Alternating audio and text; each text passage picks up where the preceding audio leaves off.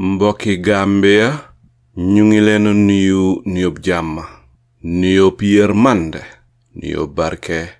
yi nuyo faxe ko fii si AG radio ak seeni mbokka Saliu Njaay ñoo amati mbégte gu mag dellu suwaat fii di waxtaan ak yéen di Saturday special show mooy programme bés bi bési tey jii dal di tolloog bésub samedi fanweeri fan si weerub August atum 2025 comme nan ko gën a xamee rek si kàllaama angale tey la Saturday August 30th 2025 waxtaani tey bi ana lan mooy gis-gis ana lan mooy jubluwaay mbootaay bin xamee Alliance for Social Democrats ASD benn mbootaay la political movement la boo xam ne mu ngi si suufi Gambia ñoom itam bokka neen si political party si nekk si réew mi nga xam ne ñu ngi laajte pour ñu jox leen réew mi ñoom it am neen seeni gis-gis seeni matuwaay nin war a yóbboo Gambia political movement yi bari neen alliances yi bari neen parties yi bari neen waaye buñ waxtaanut ak ñoom duñ xam lan mooy seeni jubluwaay làmba gi nag ñi si bokka bari neen ndax ñi si bokka ñëpp ay mbër ñu mun a bëre leen loolu danga koy bàyyee Gambian yi rek ñoom ñooy tànn ñoom ñooy decide yan alliance dañ war a jël serious yan parties dañ war a jël serious ak yan parties dañ war a jël tegee leen boor ndigte gis ngeen Gambia ni muy demee Gambia fi mu nekk si diggante la tollu te sa dëgga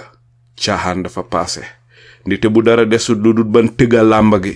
ba mbóor yi dal di dugga si arena bi sa dëgga caaxaan passé na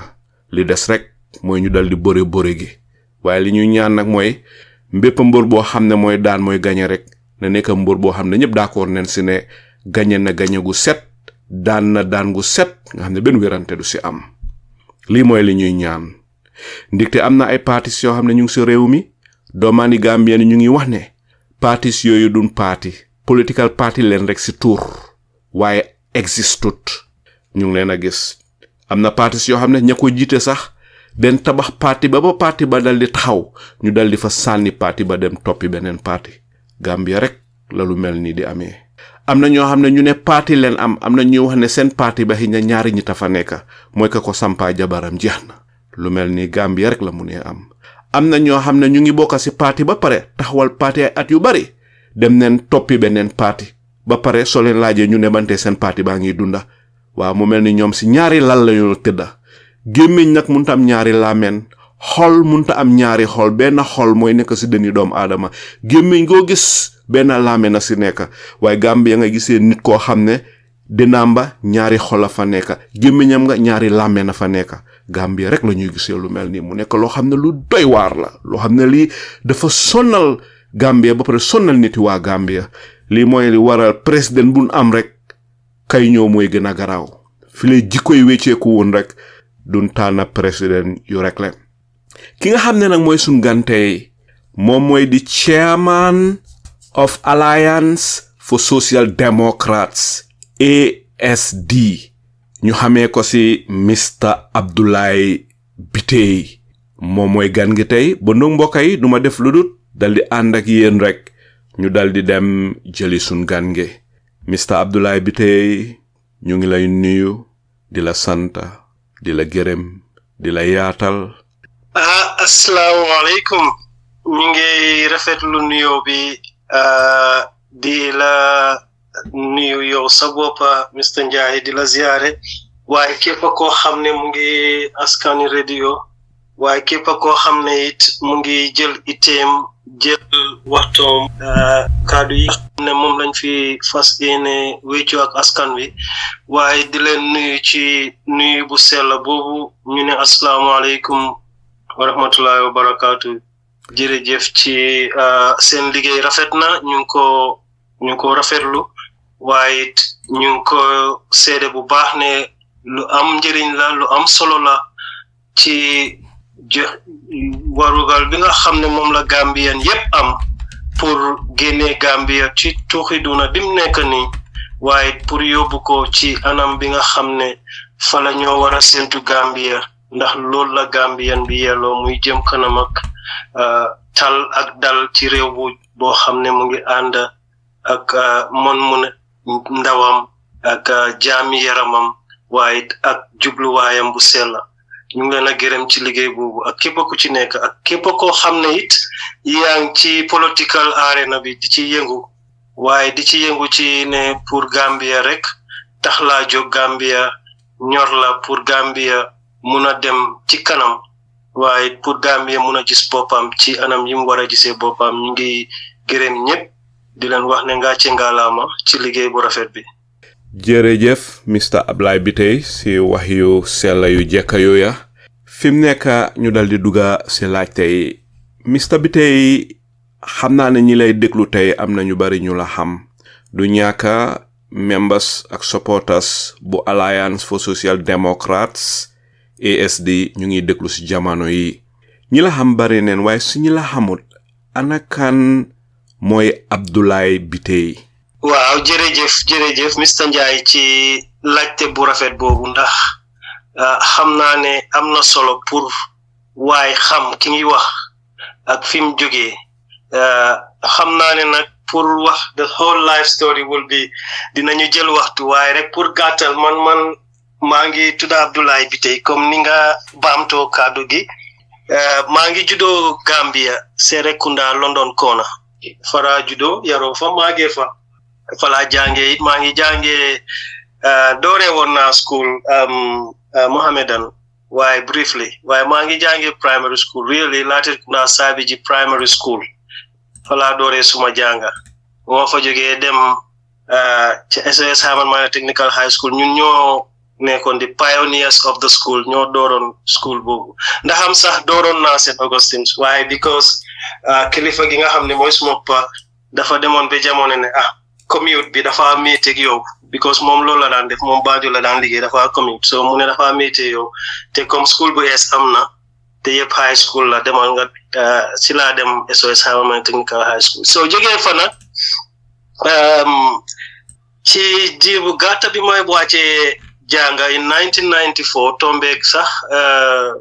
Gambia wécceeku mooy bi Yaya Jammeh take over the country mooy on the very day ñu signed off from school graduate tasaaro ñëw ba ci géej bi rek ñu ne Gambia dafa am coup d'état so that was the beginning of my entrance point to life ñun ñu jeexaloon at that age so bañ ñu nurture that experience during that time suma maasi nag I was very much supportive of the change ne change moom dafa necessary woon Gambia torop so I was one of the pioneers of the July 22nd movement bañ ko setobee ñoom Musa Suso ñoom Modou Pika Jallow Tamsir NMC Yala Tamsir Jallow ak Musa Bittaye bañ ko setobee the concept was very good li Yaya Jammeh waxoon ne dafa delluwaat back to the barracks joxe civilian rule I was very much in line with that ma support ko so in fact loolu taxoon na sax ba ma nekkoon one of the authors of the first youth conference bañ amaloon Janjanbureh I believe it was 95 pour rek taxawal yi nga xam ne moom la Gambia war a jëm banxaas yi nga xam ne moom la Gambia waroon a taxawal ak jubluwaay bi nga xam ne moom lañ waroon a focus on waaye bi nga xamee ne dem nañ ba gis ne ba ma xamee ne bi ma jëmee ba gis ne wax dëgg ñi seen kàddu lañ waxoon ne dañoo delluwaat ca barracks bi door na di change te man supportuma woon really a military government ca la raxas suma loxo yi génn ci nag continuer ci li ma doon def léegi yàlla dogal nag ci diir bu gàtta boobu it liggéey naa Gambia li ñoo ooyee IEC tey ñi amee wàllu election I was one of the pioneers man maay woon in charge of Western Region for the PIEC 96 ba 98 so I was aware of lana doon xew Gambia ci wàllu election parce que moomoon the first and the foundation of independent electoral election activity ba ma fa jógee nag ñëw Angleterre ñëw naa saaku ci xam-xam jaar naa ci jàngukaay yu bari Coventry University dem naa Wolverhampton University dem naa Demonfort University jàng naa li ko dëppoo ci wàllu wérgu yaram mental health dem ci international business management youth and community development masters in business administration ak yu demee noonu yëpp jaar naa ci pour rek rafetal xam-xam bi waaye pour setal yoon wi nga xam ne mooy càkkutéef bi pour mun a maximize purpose bi nga xam ne moo tax yàlla indi ñu fi waaye jàng nañ ci yeneen bunta yu bari lu demee ni project management accounting ak yu demee noonu environmental sustainability ci biir liggéey bi nga def yaa ngi yokku ci jàng yu mel noonu waaye pour tënk ko rek daal Abdoulaye Bittaye kii la ci wàlli jàng ci wàlli liggéey nag liggéey naa ci anam yu bari comme ni ma ko waxee PIEC was one of it jaar naa ci indi ay project yu bari Gambia depuis 2003 lu ko dalee ci airline project dem ci transformation of the ports expansion of the ports actually even the construction of a deep sea port dem ci exploration of the Gambian petroleum oil dem be ci agricultural projects yi nga xam ne mooy nekk economic transformation for the Gambia dem ci wàlli wérgu yaram lu xeetoog total transformation of the healthcare system and also building and construction of brand new facilities yoo xam ne dina doon war a yewenal yombal dundini askan wi waaye ci wàlli wérgu yaram so ci bunta yooyu yëngu nañ ci Gambia la ko dalee 2003 ba léegi ñu ngi ci yëngu waaye saa yoo demee rek xam naa ne common story la yaaxu yi li ñoo ñëw pour dugga ci si waxtaan wi li tax ba Gambia tollu fi mu tollu suñ demee ba mun a tasaare loolu ba mun cee xuus dinañ xam lana tax projet yu bari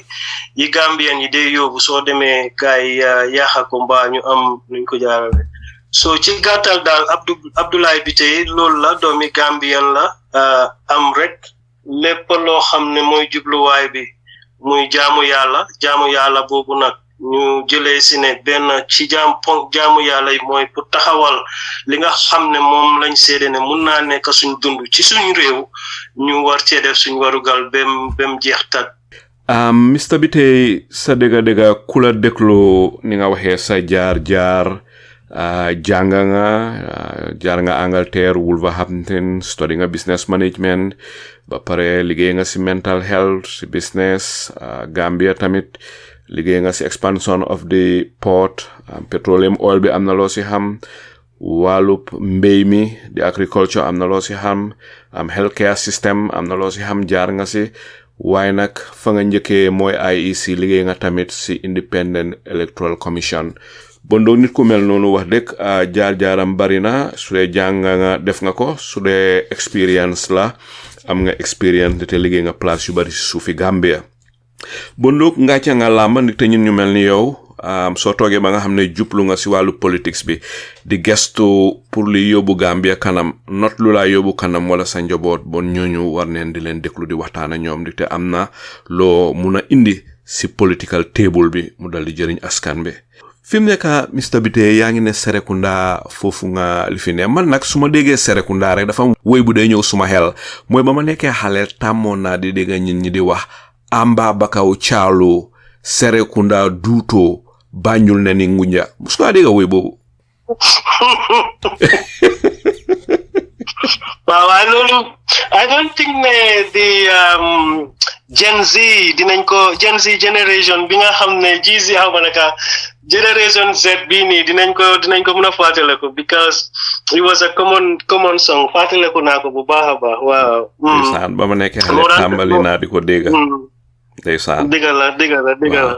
no fatale ko na woy bi dañ ko daan woy waaw because seeda ko na am combo amon duto waaw so ma wala laaj rek Mr Bittaye fan nga jàngee daara waaw man maa ngi jàngee daara ci juma bi nekk London Corner maa ngi starté ci benn daara bu ñu ooyee daara Baye Abdou mu ngi nekkoon ci kër Ibu Jaase London Bundung waaye falaa dooree continuer dem ci juma yi Cheikh Omar Touré foofu laa jàngee alquran bi nga nekka ndaw bi nga nekka teenager ndax tàmboon nga di play football wala basketball man play naa football lépp li ndaw di def ci Gambia jaar naa ci waaw actually London Corner dafa nekkoon béréb boo xam ne gox goo xam ne mooy woon the first ghetto outside Abdaye Banjul so ñun ñu ngi juddoo ci jamono yi nga xam ne Gambia was a very quiet place is very communal daanaka ñëpp a xamante woon suñ waajur yi waaye dafa nekkoon area boo xam ne ña diggaroon boppa fa lañ nekkoon mooy woon one of the first place you had a bar night club and even li ma bañ a wax there used to be prostitution there so ñun we were in the ghetto fa lañ really màggee to find so many things moo taxoon ñu tërxis play nañ football dama daan support guy gi waaye musuma playal guy gi waaye playal na briefly couple of teams like Bohol 9 bi moo start as a right back play na tuuti Liverpool amoon nañ benn football team bu nekkoon London Corner waaye suma main football school team moom play naa ko ba jeexal ko dama nekkoon koo xam ne tam yàlla dafa dogaloon when just before my jeexal jànga high school suma pa was dafa feebaroon so feebar boobu nag maa ko doon care for about 11 months bala moo génn àdduna so waaye duma daan am waxtu sax pour dem def leneen loo xam ne dëppoowut mënuta indi xaalis pour mun a ñëw dimbale njaboot gi ci kër gi because that was the kind of struggle biñ doon jaar pa baa ngi feebar for a long time mère bi rek a amee woon family bi so xale yaa ngi ndaw so man bi maa dem school sax maa ngi def lu ni mel di dem lebres yow indi pour jënd saaku maalo or something waaye bi nga xamee ne wàcc naa school football mënutoon a nekk suma priority waaye it was throughout my hobby daw naa tam def naa athleticism at school as well jamono ñoom soj ak ñoom what you call it Mod Sala one of my ex-classmates ñoom Sanu ñi daan def long distance def naa 400 yaa ngi min soj Moussa Sarr waaw dem days waaw man maa Moussa Sarr ñoo bokkoon koñ Gloucester ba pare bokkoon en classe Saint Augustins ok Moussa Sarr la tudd waaye soj leen ko de ooyee mu ngi Angleterre xam naa mu ngi dëkku peut-être waaw most likely moom tam wax dëgg benn sportsman boo xam ne la soj was very talented goalkeeper la woon basket la woon daf daan def yu bari façon ñooñu Gambia war neen leen a mun a xono fi mu nekk ma bugga laa laaj rek Mr Abdoulaye Bittaye ndax bi nga nekk ndaw buggoon nga yëfi woy njulli di dem si mbaar yi nekk salbe mbaar jaar nga si yooyu ku juddoo London Corner yaroo fa di nga xam ne yooyu sa activité jaar naa si jaar yu bari waaw actually mbaa taakaanoon nga kay taakaan samba sax parce que ñun suñ salve yi dañ taakaanoon so maa ngi ndokkale nem si yàlla Lamine Ñang suma cousin la moom ak ñoom Moussa Ngom ñoo bokkoon band at the time so maa ngi laa yaa ngi su ma waxee names yooyu di nga doot di at least envisage ñan ñooy war a nekk suma salve ak ñoom Omar Ngom brother ñoom Moussa Ngom ñoom Duut Sala if you I don't know London Corner daf daan playal Guy gi play na different teams as well even Real de Banjul so ñoom Musa Ñaan suma koto yi ñoo daan salve so ñun almost suñ kër du woon këri géwél waaye Lamin Ñang boobu suma first cousin la te moom daf daan tiga sabar so ñoom ñooñu daan kasagal so every night dañ daan kasag ba pare London Corner moom ku fa juddoo yaroo fa di nga xam ne boo taakaanut kon salve yi nañ la laal ak lenge yi bu baax a baax ndeysaan so yes ndeysaan laajte yi ma la laaj tontu yi nga fi tontu daal xam naa ne ñi déglu di ne waaw Mr. Abdoulaye Bittaye mi day is well connected with Gambia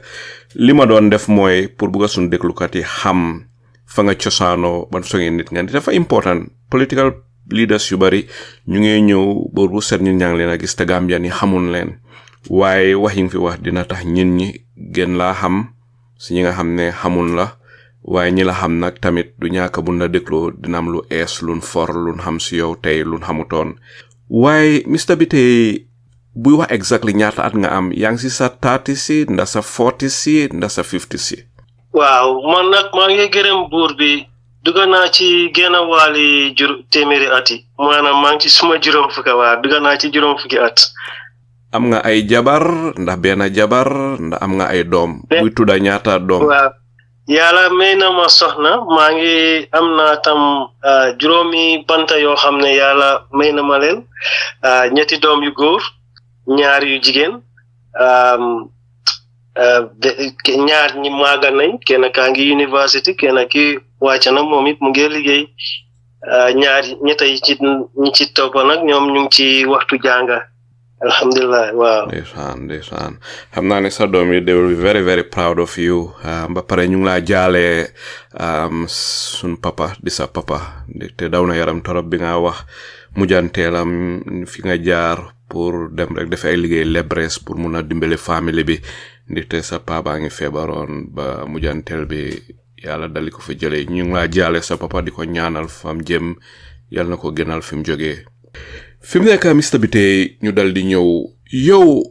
kan si Gambian yi mooy sa political role model ndaxte Gambian si bali neen ay politicians kan si politicians si moo la inspire ba tax nga bugg a politics waaw inspiration ci politique nag in Gambia dafa am ñeneenti nit ñoo xam ne foog ma laal seen tur parce que soo xoolee histoire Gambia suñ maam yi nga xam ne ñoom ñoo xeex wala ñoom ñoo jiitu woon ci ñu mun a am independence ñooñu la ñoo war a starté waaye ki ci mel ni Père Ndiaye was an icon ci man ci story bi ma jàngee ci moom so inspire na ma waaye ñi ma gën a inspire in Gambian politics itself kenn ki ma juddu yaru gis ci moom politique am was OJ Jallow li ma inspire ci moom is mooy woon his ability to bring people together ak nim munoon a jëlee ndaw yi boole leen saa yum leen soxle so that skill was inspiring then ma jàngee ci Sirif Diba something to do with resilience in terms of opposition yaa ngi min Sirif Mustapha Diba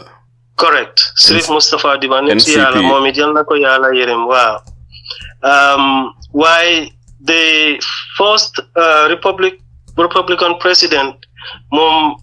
jàngee nañ ci moom dal and that was very inspiring because Gambia democracy biñ ko xamee woon ba aduna bi yëpp tagee ko was due to his persona and his demeanor and his way of doing things so inspiration boobu jëlee nañ ko ci moom jël nañ ci Yaya Jammeh certain inspiration of bravery ak pan-Africanism boo xam ne Gambia mun na koo dunda jox nañu example of how we can be and things that can be done in what shape ba pare ci yan taxawaay ngay taxaw pour mun a repel some of the pressures jëlee nañ tam ci a bigger picture from outside the Gambian politics obviously suñ inspiration has always been pan-Africanism. So Kwame Nkrumah is key to it all. Why dañ dee jàngee ci Cheikh Anta Diop, dañ dee jàngee ci suñ leaders yi nga xam ne jiitu nañ fi ñoom Malcolm X, ñoom Martin Luther King, ñoom Thomas Lumumba, ñoom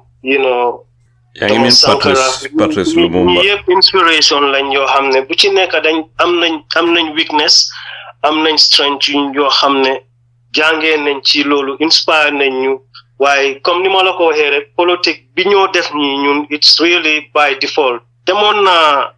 in 2018 ba bëggoon a taxaw as a mayor. Again, it was mainly due to projects yi ma daan indi. bi nga def sa introduction bi ma paree suma introduction bi yaa ngi mention yaa ngi doon summarize di wax ne liggéey naa fi waaye actually no, dama indi projects to those effects mooy yi ma tudda noonu airline beeg airport beeg health beeg yëpp ay projects lañ worth millions and millions of US dollars, pound sterling or euro yoo xam ne dañoo ñëw requiring nothing to do with sovereign guarantee but government war ko value xam, and then the rest is history. xam naa ne dinañ dugga ci question yu mel noonu. waaw dinañ dugga foofu ndeysaan bi nga tudda politician yi la inspire tudda nga OJ Jallow, yal na yërmande bi yàlla wàcca si moom, Sirif Mustapha Diba yal na yërmande bi yàlla wàcca si moom, ñoom Kwame Nkrumah, Cheikh Anta Diop, Patrice Lumumba, Thomas Sankara. waaye nag am na Gambian politician boo xam ne tudduloo ko xam ne kii ñu bari den taataane si xam-xamam nge tudda na nga ak Yaya Jammeh. ba nga tuddee Yaya Jammeh am na suñ benn panéliste boo xam ne xam naa ne kontaan na torop bi mu déggee nga tudda Yaya Jammeh. kooku nag moom xam naa ne su kanamee dina am lu bari lu mu la laaj, mu ngi si biir panéliste yi. waaye lu tax tudduloo Halifa Sallah te Halifa ñu bari la inspire in Gambia? It's a very good question. Nekkut lu ma fàtte la te maa ngi jégalu. His inspiration was not only mom du politique la ma inspire. Mom li ma inspire mooy naka la doom aadama di mun a jubalee sa boppa despite all odds. waaye it naka nga mun a taxawalee sa boppa pour jokkoo ak askan wi in terms of xam-xam ci wàlli lii sa relationship ak sa boppa waaye real sa relationship ak sa réew. So civic education, civic knowledge. Mom inspire na ma ci loolu bu baax a baax waaye awma any inspiration in terms of political approach or political performance, if that makes sense. Xam nga doomu aadama tam doo jàkkaarloo askan wi di wax lu neex rek. This is my real fact. Man yàlla ne nañ wax dëgg nañ ko ragal moom te wax dëgg. Halifa inspire na ma torop ci fànn bu bari sax. waaye ci wàlli political management and political approach awma fa inspiration bu bari. li ko waral rek mooy parti boo xam ne la it's one of the longest parties in the Gambia, if not the longest, oldest. waaye the growth level yaa ngi ko gis te su fekkee ne dara nekkut di maaga rek am na lu ko caxaabu ba tax lu ko tere maaga. So I don't want to dwell on anything in parce que I'm not a member of the party at all. So buguma ci wax lu bari waaye koo xam ne toppa naa ko from bi ma nekk high school. In fact dama daan binantu article sax foroya moom inspiration la ñun xale yi daan any activist in Gambia, especially so nekkee into pan-Africanism. Okay, wax nga dëgg ndikte Halifa inspire na ñu bari in Gambia ñoo xam ne ñi tey ñi leen ngi UDP, ñi leen ngi NAP, ñi leen ngi GDC, ñi leen ngi PPP. So Halifa moom mel noonu. ma bëgg laa laaj rek Mr. Bittaye, lan moo tax nga join Alliance for Social Democrats? lan moo tax joinuloo PDOIS? waaye foog naa sax wax nga li tax joinuloo PDOIS. waaye lan moo tax joinuloo UDP? waaye lan moo tax nga tànn Alliance for Social Democrats bi nga xam ne ki ko tabax ki ko jiite tey mooy sun sister di Madame Marie Sok? lan moo tax ASD? Why not the other parties? Very important question. Te mang la ci gërëm bu baax. ci njëlbeen dañ wara xool li tax Gambia tollu fim tollu Gambia ngi nekk fim nekk ci wàlli économie ci wàlli wérgu yaram ci wàlli security ci wàlli tappale o corruption ba jubal ci wàlli njàng mi ci wàlli mbay mi dellu gannaaw boo xam ne bu fekkoon ne yaa ngi def xayma di def estimate ne su fekkoon ne really liñ war a def yëpp def nañ ko from let's say just the beginning of the coalition to date ñu ngi dellu gannaaw by let's say 80 to 90%. Liñ achieve is less than 10%. Liñ mënoon a achieve te achieve ko is way more than 90%. Lana ko waral because of political party system. So political party system moom lañ fi xam depuis biñ amee independence ba léegi te gis nañ ne système bi doxalut Gambia doxal boo xam ne Gambia yelloo na ko léegi nag su fekkee ne for example man bi ma am inspiration pour taxaw mayor in 2018 parce que project yi ma daan indi gars yi di ko fail ak yu demee noonu ma xam ne léegi am nañ loo xam ne mun nañ ko def te dinañ mun a transform the whole of KMC te ba tey loolu amut sax anyway naa jël di mantul yàlla may na ma the ability to do it am naa tuuti xam-xam am naa experience bi te li gën a important ci liggéey mooy cofeel am na enough cofeel bu xam ne suma xol jeex na tak pour Gambia anam jaral na ma suma last drop of the blood lii moo taxoon ma amoon inspiration pour taxaw so parti yu bari ooyoon nañ ma apart UDP nag musuñ maa oo waaye apart from UDP all the other parties more or less call me in their respective leadership levels pour ma taxaw under their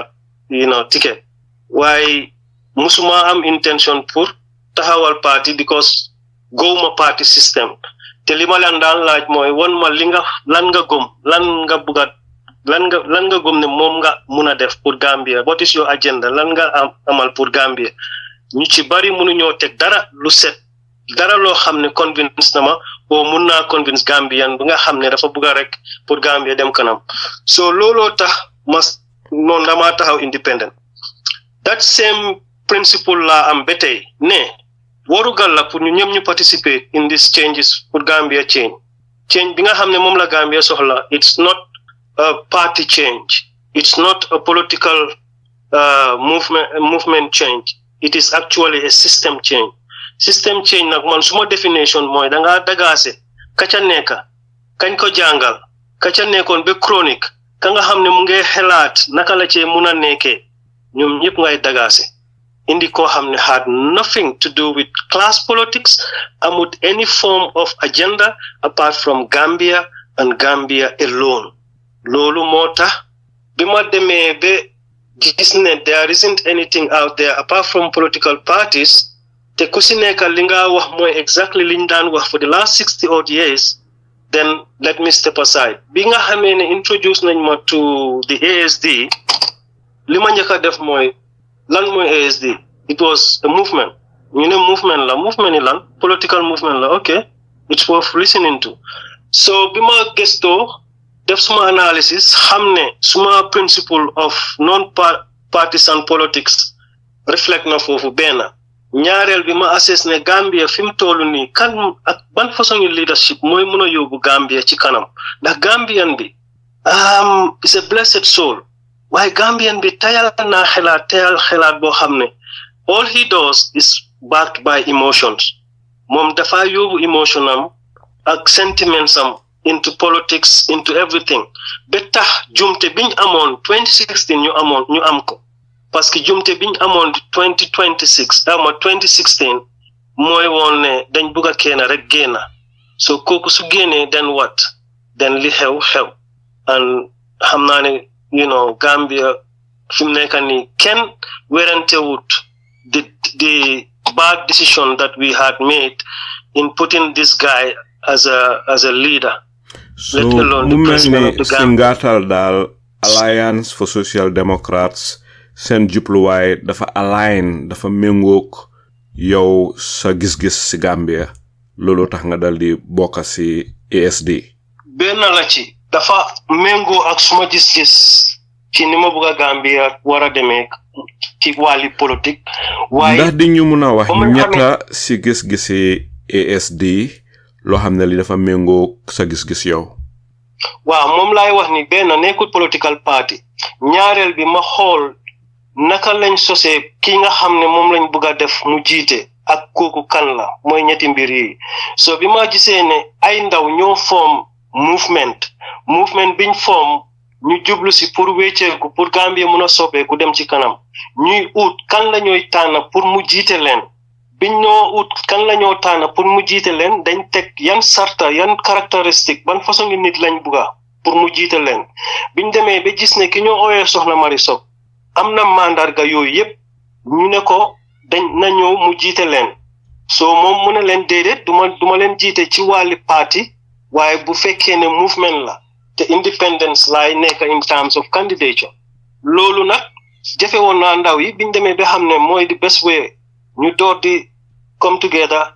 taxawal li nga xam ne mooy movement bi waaye biñ ko taxawalee nag door di liggéey ci lan mooy yóbbu movement yan banxaas lan la ñoo taxawal ban structure bi ñoo ooyee constitution o lan mooy nekkat information bi nga xam ne moom la nit ñi di war a xam o ban idea la movement bi taxawee pour mun a gomloo Gambian yi ni war naa mun a sit Gambia fi mu toll yóbbu ko fi mu war a dem so yooyu laa xool gis ne Gambia fi mu toll tey tasaaroo na tribalism baa ngi bari political party system baa ngi in this area because ci biir parti yi seen boppa jubóobuñ yaa ngi gis niiroo ŋaayoo bi ba pare dimensions yi nga xam ne moom moo nekk di flow at the moment directions yi ñoo jël is going to even get us worse mu ñoo gën a deele la gannaaw because ñi jiite tey ñu nga taxawal all these centers ne political bureaus lañ and whatever yow sa xelaat jubluwut ci leneen ak fi àdduna bi tollu ak fi Gambia tollu so lii moo tax ASD nekk solution mooy ngoog suma principle parce que suma principle mooy ne political party system non lii mën a yóbbu Africa léegi because agenda bi is global pour man Gambia is part of the global agenda that I have which is Africa's unity. ma bëgg a xam rek Mr Bittaye am na yenn parti yoo xam ne ñu ngi amee 5 points agenda am yoo xam ne ñu ngi amee 10 points agenda ndax yéen am ngeen lu mel noonu ci ASD ñoo njëkk a indi 10 point agenda ci 2021 campaign bi before most of these parties di ko copy really and truly waaw am nañ a 10 point agenda waaye li nga xam ne mun nga koo summarize in many points li ASD am mooy is a total solution for Gambia's problem challenge bi Gambia am ASD dañ am a total transformational programme boo xam ne soo ko indee is workable te dina transform Gambia dina génne Gambia ci fi mu nekk yóbbu ko ci fi mu war a nekk ba pare ñi ko war a def ñoo koy def maanaam si ngaatal li nga bëgg a wax mooy ne bi ngeen xoolee Gambia ba xoolaat Gambia yépp yéen toog ngeen waxtaan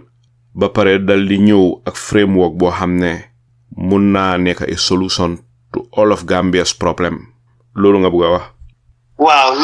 loolu moo taxawal ASD ndik ASD fi mu nekk nii li ko taxawal mooy soo xoolee ñun système bi ñoo oote dañ am a movement boo xam ne movement bi is going to be a watchdog for the government dafa nekk as well as a pressure group waaye dafa mu mel ni yéen seen 10 points ngeen amee mun naa address the problem of the Gambia problème bi ñoo am nii ndax yes absolutely ok dun mun a tudda ASD te tuddun Mari Sock mi nga xam ne su nekkut ki nga xam ne mooy ki tabax ASD bokk na suñu ko tabax lan nga gis ci Mari Sock ba tax nga yëg ci sa biir xol ne di nga war a mun a liggéeya moom te yow yaay di chairman of ASD di nga war a jegeñ Mari Sock lan nga gis ci Mari Sock yan caractères yan qualities nga gis ci moom ba tax mu doylu la ne daal kii laa bëgg mu nekk suma njiit ci ASD leadership qualities bi nga xam ne moom la njiit soxla pour jiite waaye moom la réew soxla pour mu uuf leen qualities yooyu laa gis ci moom so dama xool ne Gambia comme ni ma ko commencé woon di wax mu ngi nekk ci jamono yoo xam ne nit ñaa ngi ñàkk a déggoo ci kàddu ñu ngi am lu ñu ooyee tribalism waaye tribalism ci boppam politique bi moo ko fa gën a indi léegi ñu ngi am tam loo xam ne ñu ngi gisante ci wàlli ne parti bii laa nekk parti bële laa nekk soo xaajoo bi mu ngi gën a yaatu léegi lii mun a indi Gambia benn mooy koo xam ne mun naa nas askan wi ñu dellu si waat nekk benn waaye it am na xam-xam boo xam ne mun naa jiite pour banxaasi nguur gu nekk def liggéey bi mu war a def waaye it am na jaar-jaar boo xam ne ràññee na lan mooy liggéey ak lan mooy foyantu ak lan mooy tappale waaye it am na taxawaay boo xam ne tey boo woote woon na ñëpp nekk benn jigéen la jigéen mooy suñ yaay yàlla def na sekkerem ci jigéen waaye it am nañ mandarga yu bari maanaam exemples yu bari yoo xam ne jigéen ji jiite ci réew ci àdduna bi fiñ toll nii seen jëf weesu na ci jëm kanam góor yu bari yu jiite waaye Gambia toll na foo xam ne tey soxla nañ ñu manko nekk benn ndik xooluñ leen lu mooy Gambia mandarga yooyu laa gis ci soxna Mari Sock parce que am na jaar-jaaram defar na boppam ci anami xam-xam ci anami yëg-yëg maanaam am une expérience ci fànna yu bari waaye Gambia ñor na ko ñor boo xam ne bàyyi na léppam luy woon bugga pour rek ñëw jël àddunaam laayfam yépp def ko pour Gambia di dimbalanteeg askan wi ci anam yépp ci wàlli mbay mi ci wàlli indi lampa ci wàlli yeneen a yeneen waaye ci rek mun a gis Gambia ne moo ñu ñor mu taxaw si tànkam def léppam jël laayfam yépp def ko pour Gambia so mandarga yooyu yépp gis naa ko ci moom si ngaatal daal mu doy soxna Mari Sock suñ ko dénkoon Gambia tey dineen am njiit boo xam ne njiit bu mat la si sa gis-gis loolu nga bëgg a wax waaw am nañ yaakaar bu baax ne liñ gis ak fi mu faaxee ko démbaam ak teyam boo ko boolee dina jiite Gambia mun a dem ci kanam jërëjëf Gambia mun a dem ci waaw ci kanam ci demin boo xam ne dëppoo na ak tey jamono dëppoo na it bëgg askan wi waaye dëppoo na it li nga xam ne moom la àdduna bi di dunda tey ñun am nañ yaakaar ci moom ne lii yàlla may na ko te moom it eñaaneewut boppam pour Gambia so mandarga yooyu nag man moo ma doy ci moom boole ko approach bi nga xam ne moom la ñoo use pour mun a jot ci nguur gi jërëjëf Mr Abdoulaye Bittaye mandarga yooyu nga wax si madame Mari Sock soxna Mari Sock mandarga yoo xam ne la Gambien yëpp moom leen bugga njiit bu mel noona bon su fekkee ne mandarga yi nga wax mu ngi si moom nekk neen mandarga yu baax yoo xam ne yi kooka bu doonee sun njiit bon Gambia dina jëm kanam fi mu nekk Mr Abdoulaye Bittaye ñu dal di ñëw rek dal di may paneliste yi ñoom itam amal neen la ay laajte ma dal di ko tàmbalee si Jibril Fadia Jibril ban laajte nga amal Mr Abdoulaye Bittaye waaw jërëjëf ñu ngi nuyu suma pa Abdoulaye la tudda so daadi Mr Bittaye jërëjëf déglu nañu waxtaan wi am na solo Alaaji Saliou di la gërëm ak Brady Ba mu ngi fi ak Cheikh Baboucar Mbodj ak Angleterre fona Mr Niass Alaaji Cheikh al Islam loolu laa wa nuru so di nuyu déglukat yi yëpp programme bi am na solo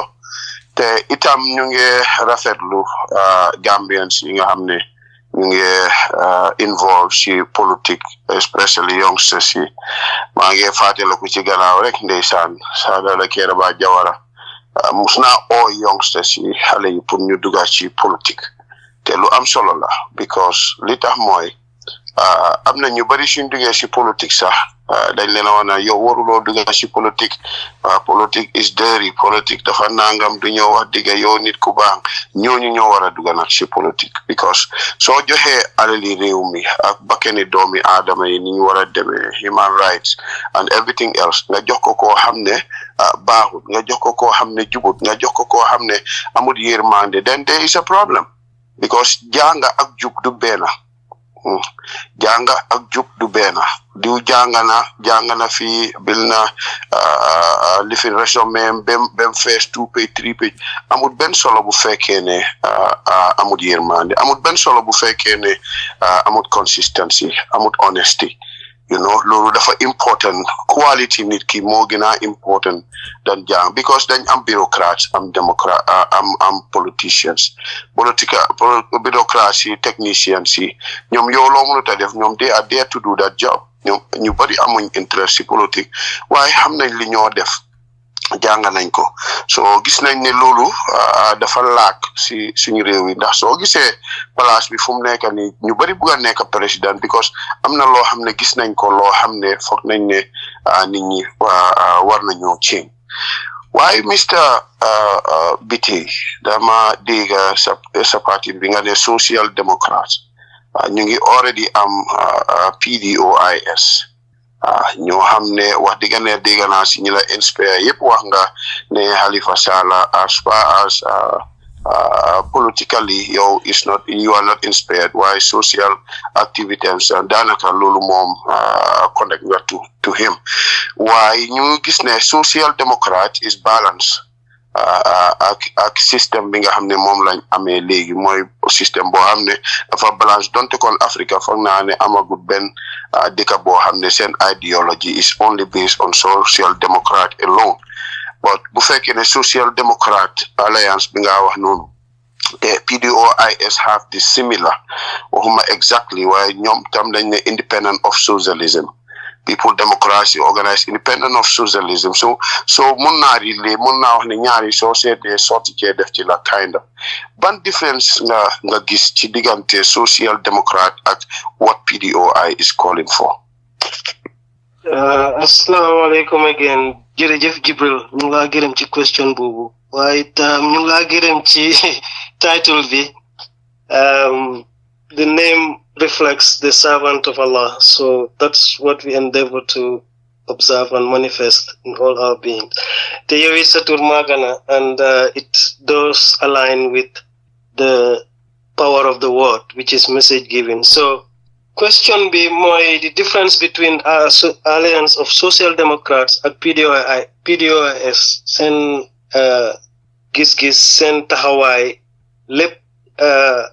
Utena, ci anam yoo xam ne ñaar moo ci gën a fés benn bi mooy the PDOIS party la boo xam ne it has been existing for a long time te bunta yim taxawal ne mooy yóbbu Gambia ñun ñëpp d'accord nañ ne bu fekkee ne lu practical la te jaay nañ idea bi the right way war naa mun a yóbbu Gambia parti politique bi nga xam ne nag systémise nañ ko Gambia ba nga xam ne moom lañ noocoo moo tax ba dooleem because of approach am dooleem néew so li nga xam ne Gambian bi soxla na ko tey mooy su fekkee ne yaa comme ni nga ko mentionné rek ñëpp am nañ idea ne am na luñ gis luñ war a wecci li tax ñu bugg a nekk njiit of course ñëpp am nañ different reasons for their intentions waaye li nga xam ne benn affaire la bu ñëpp war a d'accord mooy ne xëj na you want to assert change parce que gis nga loo xam ne it's not conformative to development ak li nga bëgga waaye ASD ñun suñ taxawaay it's not to evolve around political party system that is one dañ bëgg a evolve around the movement boo xam ne it's revolutionary without the gun without the uniform of the soldier waaye dañ bëgg a revolutionize the approach of pan-Africanism in that li ñëpp bokka ñëpp moom ko li ñëpp moom ñëpp bokka sàmm ko li nga xam ne moom mooy the nature in which that can be done mooy suñ difference again ñun ka tudda Halifa Sallah for instance or Honorable Lawyer Dabo or for example the likes of elderly statesmen yi nga xam ne saaf nañ Gambia pion nañ mbaa am nañ good intention for Gambia xeex nañ ci anam yu bari ñun ñii la ñuy boole taxawal leen ci anam boo xam ne they will be part of the foundation of the new Gambia's reform of the new Gambia bi nga xam ne foundation bim soxla moom mooy the total reformation of our approach to the existing policies, the existing procedures and processes, and even the law. We nga xamne mu ngi suppress Gambians, mu ngi suppress the development of the Gambia. So ASD ñun amuñ ben relationship boo xamne tie nañu up ak government, even suñ waree jël government bi, in that if you are part of the movement, you cannot be part of the government. So you are not pulling a party into a government. System bi nga am si sa political party bi ni nga gouverner, it's an identical system bi nga indi ci government bi. Te loolu lañ gis over and over again. So looloo tax ñu ne no, an independent candidate will be selected amongst those trusted, then ñu support ko. Kooku su winee, the immediate action will be to reform the constitution. To reform the constitution, you allow the opportunity of the new wani dole the dole president, because constitution bi dafa dole president bi ana dole bo xamne tay mom moy bumi en ñi ko wër luñ ko advice lu mu bëgg def daf ko mëna def.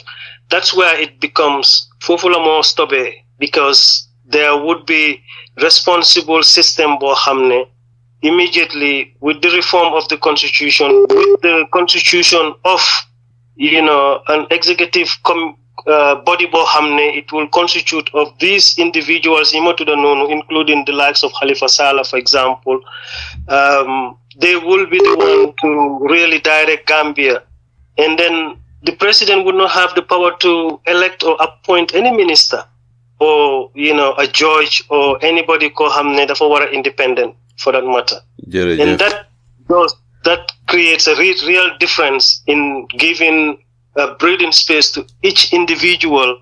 that irrespective of what department you are managing, that independent, but also be monitored in such a way that you will not have the room to be corrupt, because you will be supported in the system being operated within which operator are accountable to the entire Gambian through the space of the movement being a watchdog, but also being a pressure group. Now, Lulu, I'm sure, I hope that those explain clearly the differences that PDOIS have from the ASD. jërëjëf Mr. Abdoulaye Bittaye. Jibril dinañ ñëwaat ci yow su kanamee tuuti su fekkee ne nga am follow up question, Jibril, go ahead, or else ma dem si Bura Diba after ñu ñëwaat ci yow. Yeah, demal ci Bura. Okay, Bura, over to you. Jërëjëf di nuyu Jibril Fadi di nuyu seen gan bi tey Abdoulaye Bittaye. Abdoulaye nuyu naa la, Bura Diba Mbojang fi Njassang fi. Di leen nuyu yéen ñëpp Alaaji Saliou kii nag Mr. Bittaye welcome nañ ko. Seen sister Marie Sok ñëwoon na fii si radio bi, so bu mu fi ñëwee interview was very very interesting, so jàng nañ si lu bari nag si moom. Waaye Mr. Bittaye man nag suma question si dina ñëw si taxawaay yi yaa xam nga movement nga, yaa xam nga political party nga, yëpp dem na ñëw na good governance loolu la Gambia si soxla. So am na nag yi nga xam ne wax nga ko fi approach bi nag man foofu mooy suma problème, because ñu bari dañ gëm ne Gambia soo gisee situation bi ñu nekk si, so suñ opposition si au movement yi ni gars yi dee approach government, loolu moo di weak, loolu tax government bu fa toog mu yàgg fa. so léegi li ma la laaj ci first question bi am naa fi nag ay questions yu bari yëpp opposition si seen taxawaay o yaa xam movement waaye li ma la njëkk a laaj mooy yéen seen approach ndax yéen a ngi dem seen ideology o seen vision yee objectives yi ngeen am yëpp dem na ñëw na Gambie ngeen ko bëgg a defaral so seen contact ak Gambian si on the ground foofu from Banjul to Koyna naka la mel ndax yéen a ngi mun a dem di waxtaan ak nit ñi from Banjul to Koyna boobu mooy first question bi. kilifa yi Mr Fane jërëjëf ñu ngi laa gërëm ci question boobu ak tontu bi mooy waaw ñu ngi jokkoo ak Gambian yi the length and breadth of Gambia dañ ne su fekkee ne jàngat li njëriñam mooy jëf te jëf jooju mu indi njëriñ dafa méngoo bëgg a njëriñ bi nga ci sàkku ñun li ñu nekk di def mooy Gambian bi nga xam ne mu ngi eewoo Gambia te am reason to want to be Gambian boobu ñu ngi jokkoo ak moom ci anam yépp am nañ banxaas ci bépp gox bu nekk Gambia te it am nañ système boo xam ne is not political party système bi gars yi employ waaye système biñ am mooy fépp foo xam ne cluster of sort of moo xam nga ooyee ko constituency or wards am nañ fa taxawaay boo xam ne suñ liggéey ak ñoom mooy pour xamal leen li nga xam ne mooy seen yelleef xamal leen li nga xam ne moom la yàlla mee ci Gambia waaye xamal leen seen warugal su ko defee nag ñett yooyu boo ko boolee rek ñu yeewu xam ne naxaate bi nga xam ne mu ngi ñëw maanaam politics bi Gambia xam ñu ngi ko dunda all the time naxaate boobu ñoom dinañ ci gën a yeewu so pour tontu la waaw ñu ngay jokkoo askan wi bu baax a baax am nañ chapter all around the country te it soxna Mari Sock xam nañ ko bu baax a baax ci réew mi so ñu ngi askan wi parce que loolu moo am solo ñun ñoom ñoo ñu tax a jóg so te it naxaate taxut ñoo jóg den li nga xam ne moom mooy connect suñ diggante ak ñoom rawatina ndaw yi parce que tey fi ma wax ak yow nii liggéey bu bari ñu ngi koo def right now as we speak ndaw yaa ngi liggéey ñu ngi jokkoo te it ñu ngi defar tabax ay bunta yoo xam ne pour seen njëriñ la te loolu ASD ñoo ko sabablu te mooy suñ approche te moo ñoo mun a boole ak askan wi parce que askan wi moo ñu tax a jóg te ndaw yi ñoom ñooy di backbone of it. jërëjëf Mr Bittaye fi mu nekk ñu daal di ñëw si Chair over to you. waaw asalaamaaleykum maa ngi nuyu mbooloo mi déglu yëpp te maa ngi nuyu suñu gan gi tamit gis naa buraaya fi des foog naa ñi si des ñëpp dem nañ waaye maa ngi nuyu panélistes yëpp suma naataango yi maa liggéeyal tamit Mr Bittaye naka afternoon bi nag balaa ma dugg si waxtaan bi dama bëgg ñu leeral one thing because waxoon nga ne about 2018 nga mën a taxaw pour mayor and parties yëpp approach nañ la benn dos UDP so ma bëggoon ñu leeral ndax doy tamit daf la approach woon boobu mooy first question before ma dugg si yeneen question si. waaw Mr Mbodj jërëjëf ci question boobu waa answer bi mooy woon yes amoon naa waxtaan ak kilifa yoo xam ne ñu ngi woon doy jamono yooyu the decision of Adama Ba waroon a taxaw was not confirmed waxtaan wi ñu ngi ko defoon woon sax Manjai Kunda and ay kilifa yoo xam ne from doy ak suma benn sister boo xam ne moom is very politically sound as well waaw loolu amoon na waaw. no soo gisee ma laajte loolu and it was very strange because doy amoon na ñaari candidate su doon Adama Samba sax amoon na keneen tamit ko bëggoon a taxaw before Adama Ba so kooku moo gi féetu Adama Ba waaye nevertheless ñu move on to the main questions yaa dama bëggoon a leeral rek pour xam the main question when looking fini IC for some years a big just guy Dore and lolo dafa interested man pour dégg ko parce que all these years nit ñi ñëpp dañ am problème with IC ne daal ñoom si ñu dee jaxase réew mi si lay jaxase élection si lañ bokk dégg nañ Mr. Kereyol mus naa génn ne Yaya musta win benn élection te yow yaa ngi noonu liggéey IC that time ndax li mu wax dëgg la ndax amoon na njuuj njaay boo xam ne ay IC lañ ci daan bokka ndax IC ñoom seen boppa ñoo daan def njuuj njaay bi yow naka nga gisee loolu waaw jërëjëf Mr. Mbodj man bi ma nekk PIEC because at that time it was provisional dafa nekkoon jamono joo xam ne the international community mënuñ woon a seetaan Gambia nekk ci military rule so Gambia dafa amoon xaalis bu bare bu jógee woon ci anam banxaas yu bari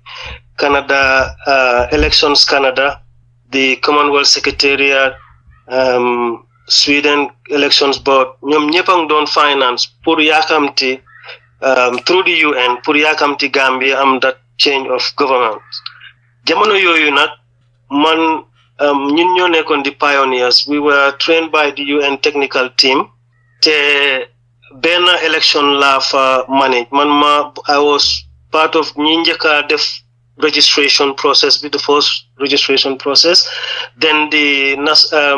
referendum for the 1997 constitution and then the first presidential election and also the first National Assembly election. I think it was also the local government election. So that was my experience in Gambia. Maneka fanak bi elections you know yep jehe, and I was so bored in my office. I was in charge of Western Region. Man don't correspond with the Commonwealth Secretariat for training, and then I stumbled onto a response that was very positive. If the commissioners were happy to do so, then they can select some of us new them training. Once I handed over the correspondence to the commissioners, but it evoked at least a possibility of training because the idea I had was I was sitting there earning salary and I wasn't doing any work. Election amudara amuton. I didn't feel comfortable. And I was sure that none of us had any training in election management in the Gambia at the time because Nyunye won the first, the pioneers of election independence. So the approach at Nindan Ligeye, the system, the structure was so solid, there was not a room for manipulate ko at that time, especially the first election. The only part that one could have intervened was the intimidating part. The Lolo started coming way after the first election because first election was very much in the hands of the APRC at the time. Why bima dege because man bima neka Western Region, my immediate boss was Solomon Telewe Johnson, who was the commission member responsible for Western Region, and I was the principal registration officer or the returning officer. So Mr. Mustafa Kereyol, mom at the time, he was responsible for Basse area, URR. Why? One thing for sure, as a fresh graduate or fresh person or young person into the system,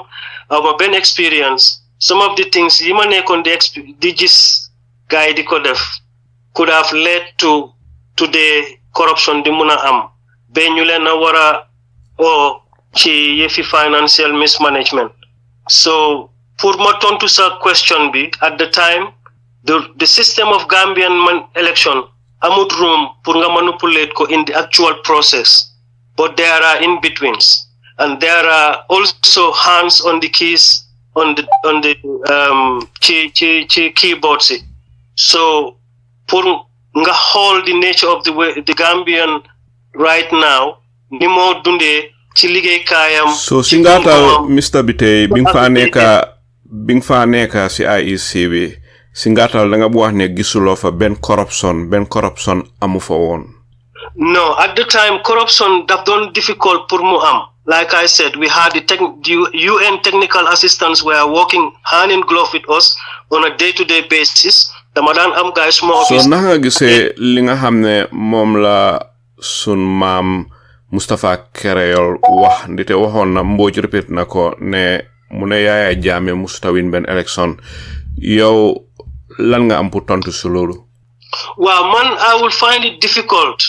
parce que gàcce la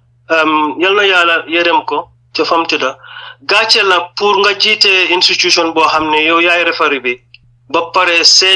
di seede ne borom mu ngi am na kuy win di win ba ati at nga toog ba jeexal fa di wax ne kooku musuta win pour man su fekkee ne ñun ñëpp am nañ xel di xelaat as intellectuals suñ ko analyser lu bari mun naa nekk ci biir waaye man suma personal opinion mooy mënuma gëm ne Yaya Jammeh musta win election yëpp. Yes, there are possibilities in elections could have been rigged, and lolu every election there is a potential for that. Why musuta win any election, man, I cannot believe that. Du ñaka Mr. Bittaye ñuy déglu dinañ ne Mr. Bittaye de at the time bi mo liggéey IEC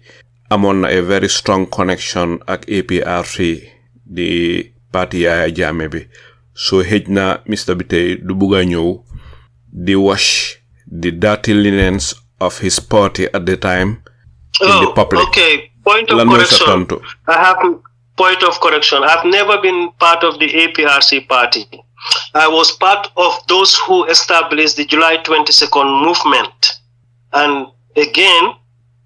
the movement was to work on and dissipate, try and shift or transform Gambia or change Gambia's military government back into civilian rule. That was what I was sold. And in doing so, I was then starting to learn that the same people that are supposed to go back to the barracks are now intending to be the so-called civilians to campaign or to form a party. So no, I was never part of any political party ever. Fogolone sa involvement at the July 22nd movement, fogolone lulu qualify on nala pour ñu gisee la ne you are a member of the APRC. Déedéet loolu dina short-sightedness ba pare su fekkee ne nit ñi xool xam nañ suma activity throughout APRC seen nekk government. I have never ever been part of any activity with APRC. Te suma jafe-jafe yep ci jamono yoyu la am sofana torop ya xulé na lu bari te betay terewut may dem Gambia di set up business and companies. Why no so fekkee ne tam yaa ngi xelaat bu baax man dama seede dëgga liggéey naa ci liggéey boo xam ne jamono yi ma fa liggéeyee nañ fa doon liggéeyee sàcca mënu fa woon a am te bu amoon it man mënuma koo gis parce que man li ma def ba ma fa nekkee ba may bàyyi sàcca nekku fa woon la nga xam ne nag mun nañ koo seede mooy ne ña fa nekkoon ku ci nekk am nga sa yoon bi nga daan liggéeyee oo noo mën a liggéeyee waaye ci jëmi jamono yi nga xam ne élection def nañ ko man ca ba ma faa nekk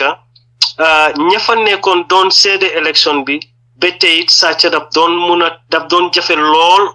te mënutoon a nekk te bu mënee nekk it dafay jafe lool parce que ña fa nekkoon di liggéey ñun mooy those technical UN technical assistants they were not just observing ñoom ñoo set up system bi ñoom ñoo set up system bi including De La Rue and all these foreign companies. So at that time leer na nañ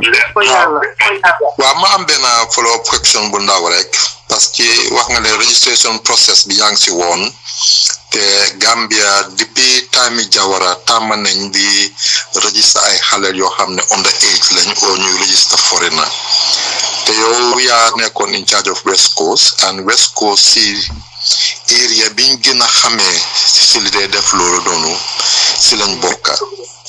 ndax yow mun nga confirm ne yow bi nga fa nekka loolu musta xew. In 1996, the registration started in April. I was initially appointed as a senior registration officer for Combo South, and the registration process took 6 weeks. So I was then promoted to take care of, as the principal registration officer for Western Region. During my tenure as the senior registration officer for Combo South, I held the Holy Quran. Bima jël position bi ñun ñëpp dañ ñu waatloo ne dinañ execute suñ role according to 2 books. Benn bi mooy woon the constitution, beneen bi mooy woon the electoral law. Yàlla dogaloon nag man mooy woon suma first liggéey ever, and awma woon any experience to maneuver or shortcut or anything like that. So lépp lu ma doon def rek I was seeing the Holy Quran in front of me, and that seemed to have actually accompanied my journey in life throughout up to Nimawa Heyoni. It doesn't give me fear, it gave me confidence that I must represent the honor, the dignity and the honor of my being, to appreciate my value and to appreciate Allah's giving me the opportunity to be. So, suma teno jamono fa neka amnon na jafe-jafe yu bari ndik lolu. Dama daan reject a lot of people because dama daan mobile from carton to jafe-jafe yaa ngi miin ñoo xam ne dañ la daan bugg a dugal xëj na si njuuj njaaj waaye danga ko daan reject. No dañ ma daan indil coow because dañ am voter dañ am an ID card te dañ am ID card te mënuñoo prove seen citizenship, or dañ am birth certificate mënuñoo prove seen citizenship, or dañ am attestation from the alcalo mënuñoo prove seen citizenship. Loolu dama ci daan am jafe-jafe ak soldat yi because dañ daan ñëw bugg a def registration anyhow without any document, some of them. Am na ñoo xam ne mujjee nañoo nekk minister, and I recall fully am na commissioner bi serious issues ben summon ma to the commission only because I just stood my ground. 2 books I was told to look at and reference from, and Lola Amon, and the only thing that was between me and that was Manyaka Ligebi, because I didn't have to look into anyone's eyes. So jamono yoyu munun man ñima register team sima amon, including at some point Fabakary Tombong Jatta, mom was part of the team ñi nekkon Kombo North bima tege over the registration principal registration role. No, sorry, Fabakary Tombong Jatta nga mentioned that. Yes, Fabakary Tombong Jatta, the current Speaker of the House. He was a senior registration officer for Kombo North for PIEC. Around 1996. This was 1996 April. And was he an APRC member? Sorry? Was he an APRC member then? I don't think the party was formed. If it was formed, he could probably have been or not, I wouldn't know. Why, one thing for sure is, if I recall back fully, according to the electoral law, if you were part of the PIEC or the commission, you are not supposed to engage into any political activity in the form of seeking an office, electoral office, for some number of years. Now, don't quote me on that because it's been a long time. Why? Amelon Nakololu, in my opinions, for a long time. Because, like I said, I was using these 2 books as my Bible. Fim nekk ñu dal di ñëw si Bura Diba. Bura, over to you again. Jërëjëf xam naa Mr. Bittaye dinaa ko delloo tuuti rek si iliko coach laaj bala maa ñëw sama question si Mr. Bittaye dafa am li ma xam ne bëgg naa la ko fee summariser den nga wax ma sa xalaat rek si fi comme election fraud bu ñëw comme yow nekk nga woon 1996 senior registration officer, so waaye di nga waxee ni ku la dégg dafa mel ni yow region o area bu nga xam ne yow moom nga doon observe dafa mel ni yow foofu nga yem So first living the question be 1996 in the UDP congratulate nañ président aki Yaya Jammeh su fekkee ne loolu amut lan mooy woon di claim boobu benn la ñaareel bi tamit living bi daga taati yaa ngi wax ne comme soldat yi ñu ngi doon ñëw si yow region boo nekk waaye nga ne déedéet yow ñu ngi doon try waaye yow da nga bañ so ndax sa xel joxu la ne suñ la tryee nga bañ am na ñeneen ñu nga xam ne try nañ leen ñu nangu boobu noonu bépp ñaar la ba pare dinaa la summarize le international observancy since 2001 si la géej Gambia ba pare ndax yow amoon nga si living during the election fuñ dee counté living si ballot box si fuñ ko di ibbi so claim bi was su ko gaay dee transport from the polling station to fuñ ko dee compté foofu la claim bi nekkoon ne soldat yi ñoo dee ñappaaw si kaw living si moto bi ne ñëre duñ duga ñu tiba fii sotti fii 96 2001 bi sa la fa uppa si kanami international observancy si la gaay géej Gambia ne election amul Gambia ba 2021 bi si la gaay soga ñëw Gambia because 2016 Gambia ni ñoo ko defal seen boppa lan mooy sa xalaat si li ma wax nii waaw njëlbeeni question bi mooy suma MOI ci registration bi was not only Combo South waaw Combo South bi registration boobu ene ci lañ ma promote ma nekka the regional representative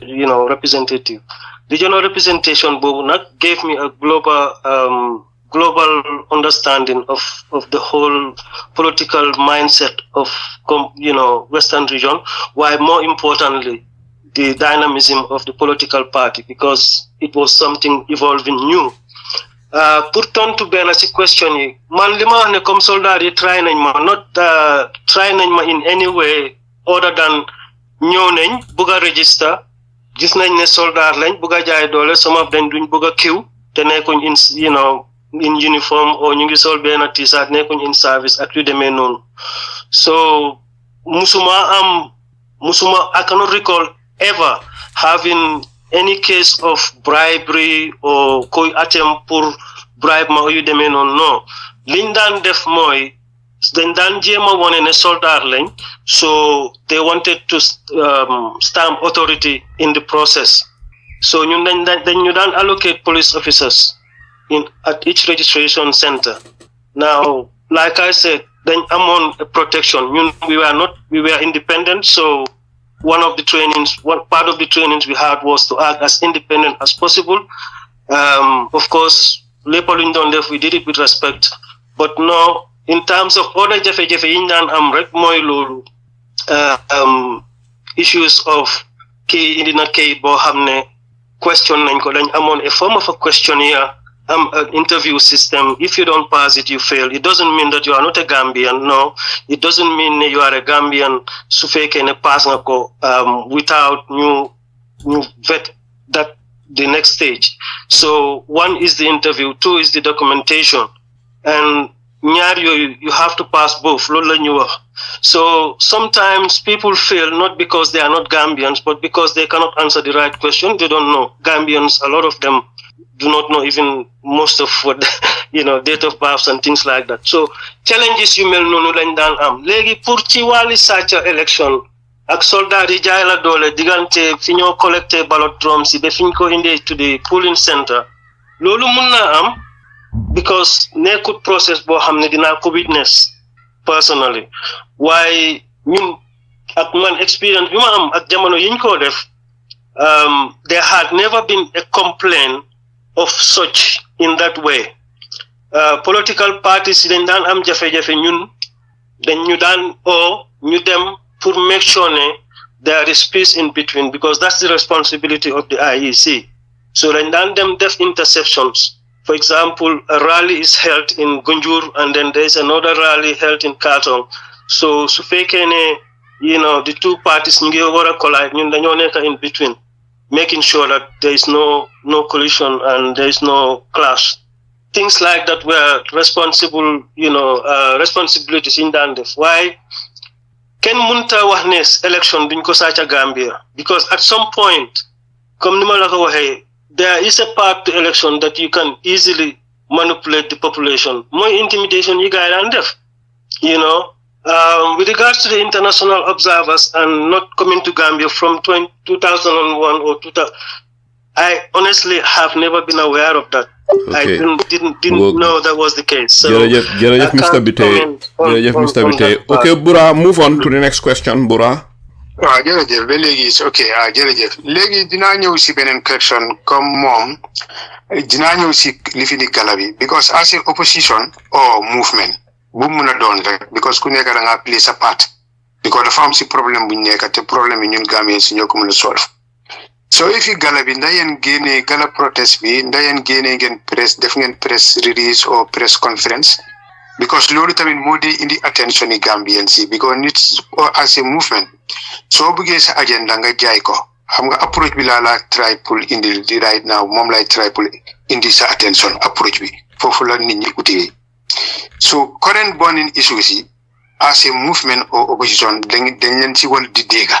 so ndax yéen si fi gala seen movement bi def ngeen press conference or def ngeen press release ak lan mooy seen stand si right now current burning issue bi di xew si fi gala or civil society li ñoo génne di protest jërëjëf ci question boobu si protest yi gars yi di def ni ñun I think liñ gën a support from the beginning gala seen first génna prior to génna bi bañ génne the actual candidate Sohna Marisok was out and about distributing food, water, supporting and encouraging the young people ñi nga xam ne were arrested or impacted. While Lulu was not the first, the movement have been supporting such revolutionary acts from 3 years Jotna, Broker won the peace. We did a lot of things up till today. The only reason why physically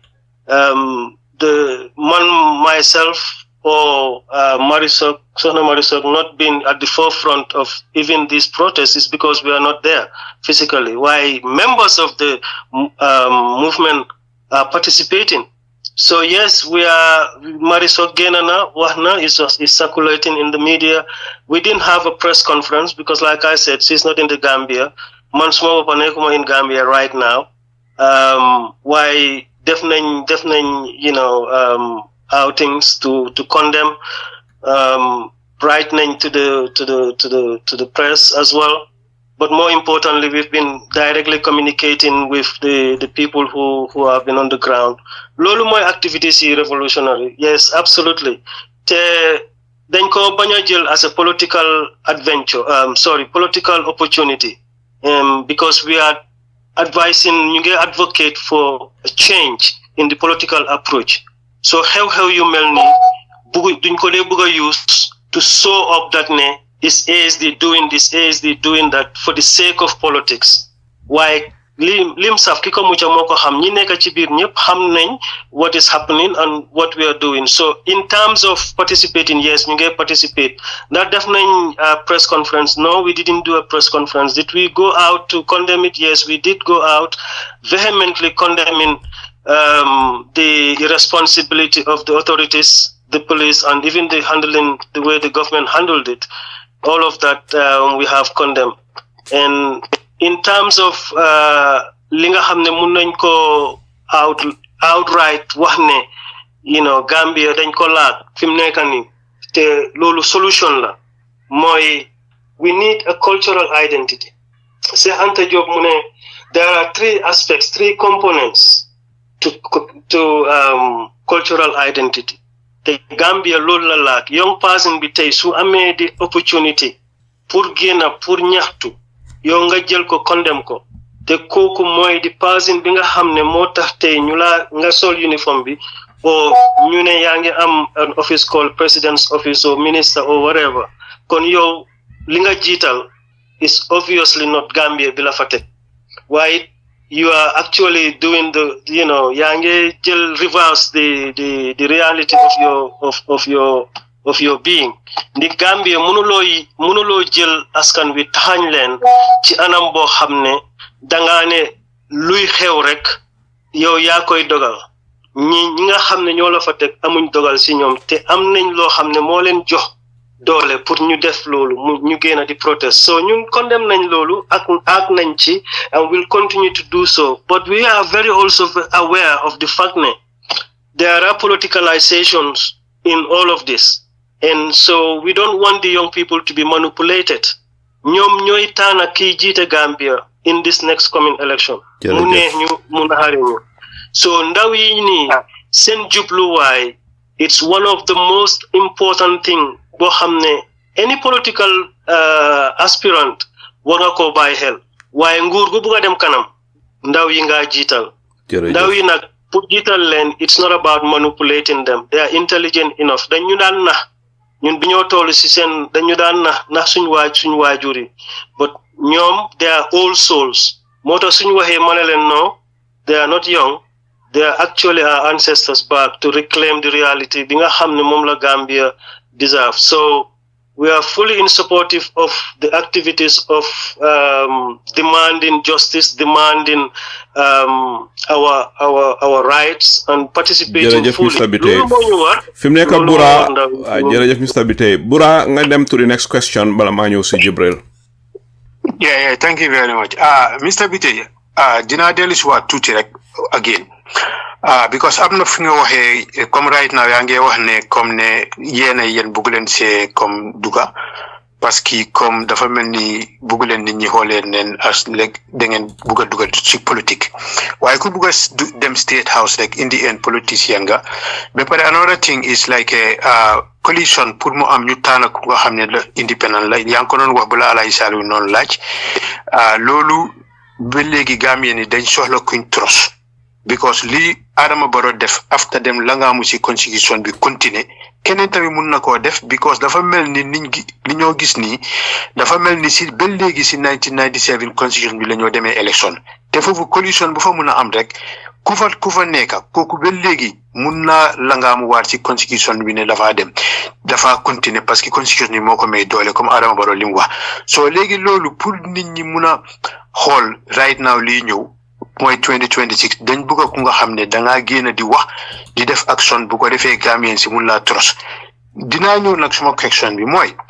yéen 1997 constitution bii nga xam ne right now moom moo ñoo govern te munuñ si dara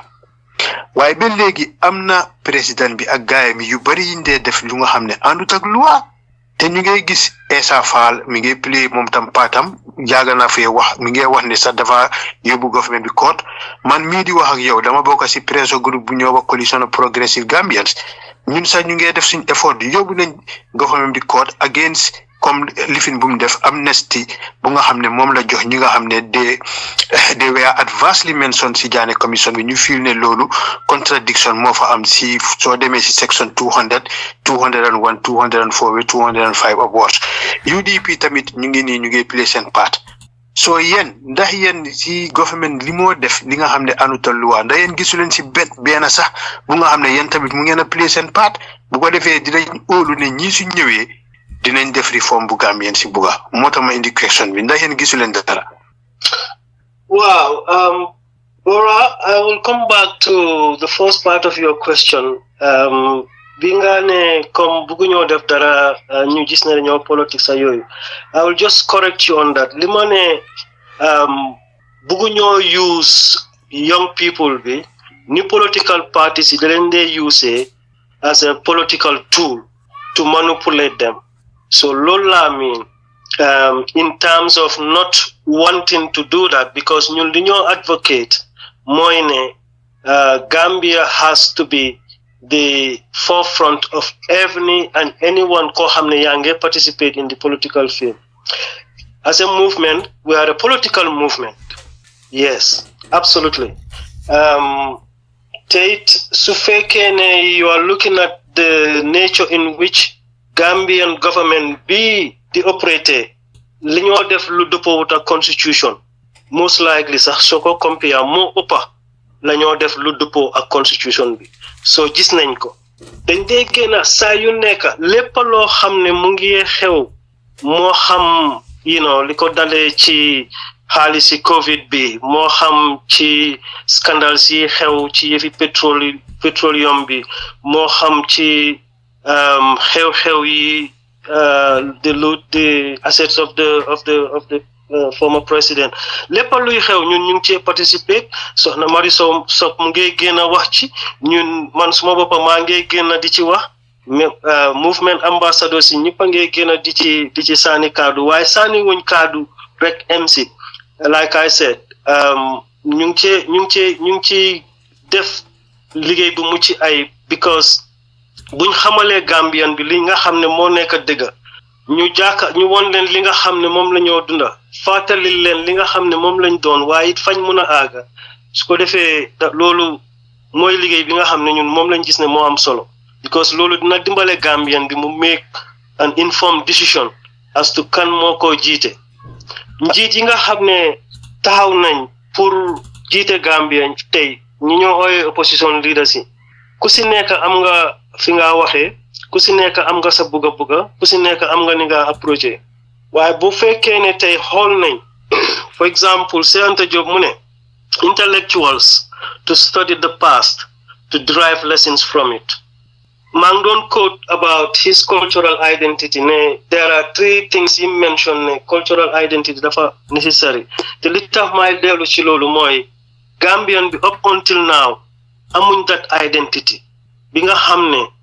moom nga génn anywhere in the world ku la xool rek ne yow Gambian nga o koo xool rek xam ne Gambian mu ngi dunda ci yow dañ am complexe dañ am a lot of doubt about ourselves ñi génn di oote ñëpp ku si nekk am nga agenda bu la tax a jóg but not every agenda is positive for Gambia te Kwame Nkrumah also has constantly reminded our previous leaders of the need for unity, the total liberation of Africa and its independence. It's only meaningful su ñëwee together. So ñi nga xam ne dañ tasaaroo ku nekk ngi taxawal sa boppa nañ xoolaat I am kinda calling on not coalition because suñ jàngut ci suñ past and learn from it then si kanam dafa melaat ni mel léegi nii. So coalition 2026 is a lesson. Gene one for Yaya Jammeh was the only mission. But then we achieved our goal. We didn't fail. Now we realize that we needed to expand that goal and make it the goal that Gambia really deserves and not just a form of a change of a government or a political party. Jërëjëf. Limota, it is absolute necessity for every Gambian. Ñu xool ne we are calling for alliances. Come and align with these principles. Su ko defee question bi nga njëkk a laajte about the constitution being hijacked as ki ñëw for 3 years continue na dafa go by the constitution of the 1997. Answering that question, the first statement bi ma njëkkoon a deliberate on was the reform necessary. Ñun suñ approach, the first thing is to reform the constitution. Te ñi ko reform are not going to be the movement. They are not a political party. They are people that Gambian trust that have had their political parties that have been classified as Gambian boo xam ne kii am na jaar-jaar waaye Gambia ñor na ko te it xam-xamam màcc na waaye bugga Gambia bugga am Gambia kenn du ko werante ñoom ñooy constitute for this reform to happen te reform bi ndaw yi ci biir lañ nekk jigéen ñi ci biir lañ nekk baykat yi ñëpp la ñëpp bokk seetu ko is the principle su ko defee loolu mooy sabablu nag constitution bi nga xam ne moom moo ñoo govern moving forward. Jërëjëf Bura foog naa am nga another follow-up question bala maa ñëw si Jibril Fadia. Go ahead Bura. Jërëjëf once again Mr. Bittaye. Mr. Bittaye coalition 2016 bi moom reform suñ institution si yëpp right now ñun sax loolu lañ nekk di advocate pour gis ne li nga xam ne mooy woon agreement bi ne dañoo reform suñ institution si yëpp ñu def ko so kii nag dafa ñëw mu use constitution bi mu continuer so loolu tax maa indi lii si sa attention so di indi yéen tamit as a citizen am nga right pour condemn lu nga xam ne government mu ngi ko def am ngeen right pour sue government to court loolu yëpp am ngeen right boobu so am ngeen right pour génn ngeen protest loolu ku nekk is part of your fundamental rights and your freedoms so loolu ku nekk mun na koo def so my urge rek yéen tamit ngeen play seen part because loolu dafa build trust léegi beneen question bu ma indi mooy si sa wax bi la alay saa yu doon laaj wax nga ba wax comme yëfi tribalist te loolu dëgg la loolu sonal nañu suñ Gambia suñ political system bu nga xam ne mu ngi fa ak idéologie bu nga xam ne loolu is against our electoral laws nit ngay wéeroo tribe bari di ko wax waaye président Barrow bu mu ñëwee ees daf noon indi ñi ni state house di leen jël di leen puus si beneen tribe léegi comme yoon ngeen ne da ngeen dee yéen am ngeen ay lifin members yi nga xam ne ñu ngi nekk from Banjul to Koyna yéen soo leen demee si yëfi tribalist bii soo leen see wax si ban angle ngeen dee waxee ndax naka ngeen dee waxee daal pour convince ñi nga xam ne ñu fa pour ñu move away from this xam nga tribal politics ba pare ndax IEC tamit yéen mus ngeen a approach gaay pour won leen ne ñoom tam dañu war a génn ñu address situation bi because tribal politics loolu is against our electoral laws jërëjëf jërëjëf ci question boobu laal ci question bu njëkk bi it was a comment and it's well noted. We just want to say that whatever you resist persists. So being pan-Africanist for all our life and seeing the approach that had been used, we believe that our approach must be different, and we do it with eternal love, which is very powerful. We do it with the approach of education, awakening not the person's mind alone, but at soul level. So you are connected with Gambia and Gambia's needs, but Gambia's responsibility that is embedded in you. Ñun approach boobu lañ use instead of just suing courts and protesting. So the other part to it, my tribalism, yes. I have a child, or I have children. Their mother is partly Mandinka, partly Tukurur. I am Wolof. My dad has part of his family, a Cham Mandinka from Badibu. And my actual, cousins are Aku. So my closest friends are Jola. I was given at birth a Manjago name because of my godmother is a Manjago. So giving you an example of how intricate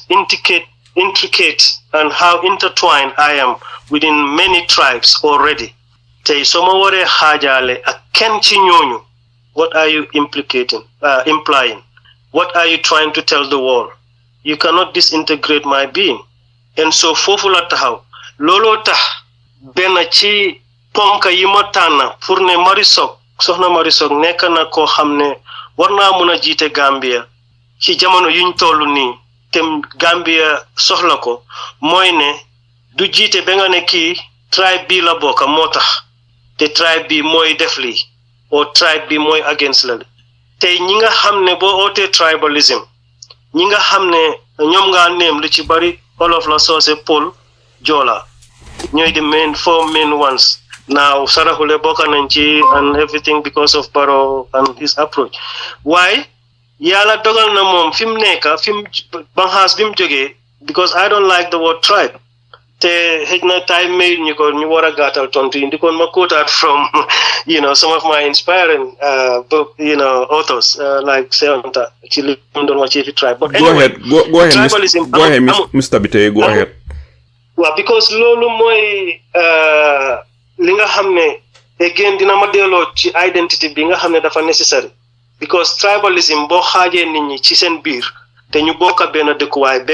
di seyante di bokk benn ndab bu ñoo lekkee kon am na leneen luy indi tribalism bi lu uteek yow ak kooku seen mbugeel li ko indi nag mooy politique foofu laay waxee ne suñu amee cultural identity bi nga xam ne historical factor moo ko constitute ak linguistic làkka ak psychological concept ni ñoo xoolee ñetta yooyu mooy lal cultural identity ñetta yooyu nag tey li politiciens yi yaaga def depuis Gambia ba moo sos independence di am republicanam la tribalism nekk on la gaay di ko use pour political gain shall I say waaye tribalism in itself nekkut Gambia di nga dem benn classroom ñëpp a nga fa bokka and doo gis kenn di ngiyoo ngaayoo because bokkuta moom laaka ñoo bokka football club ñooy bokka di dem si jumaa ji and ñooy bokka lopitaan bi ñoo fajoo and all of that so tey bu fekkee ne war ngaa suufeel sa boppa bay xeebu ci kanami yàlla ne man dama uteeg doomu aadama bi waaye suñ utee mooy li ñuy laaka kon sa xeebu suufee na lool te maa ngi yëgal Gambian yi ne bu leen kenn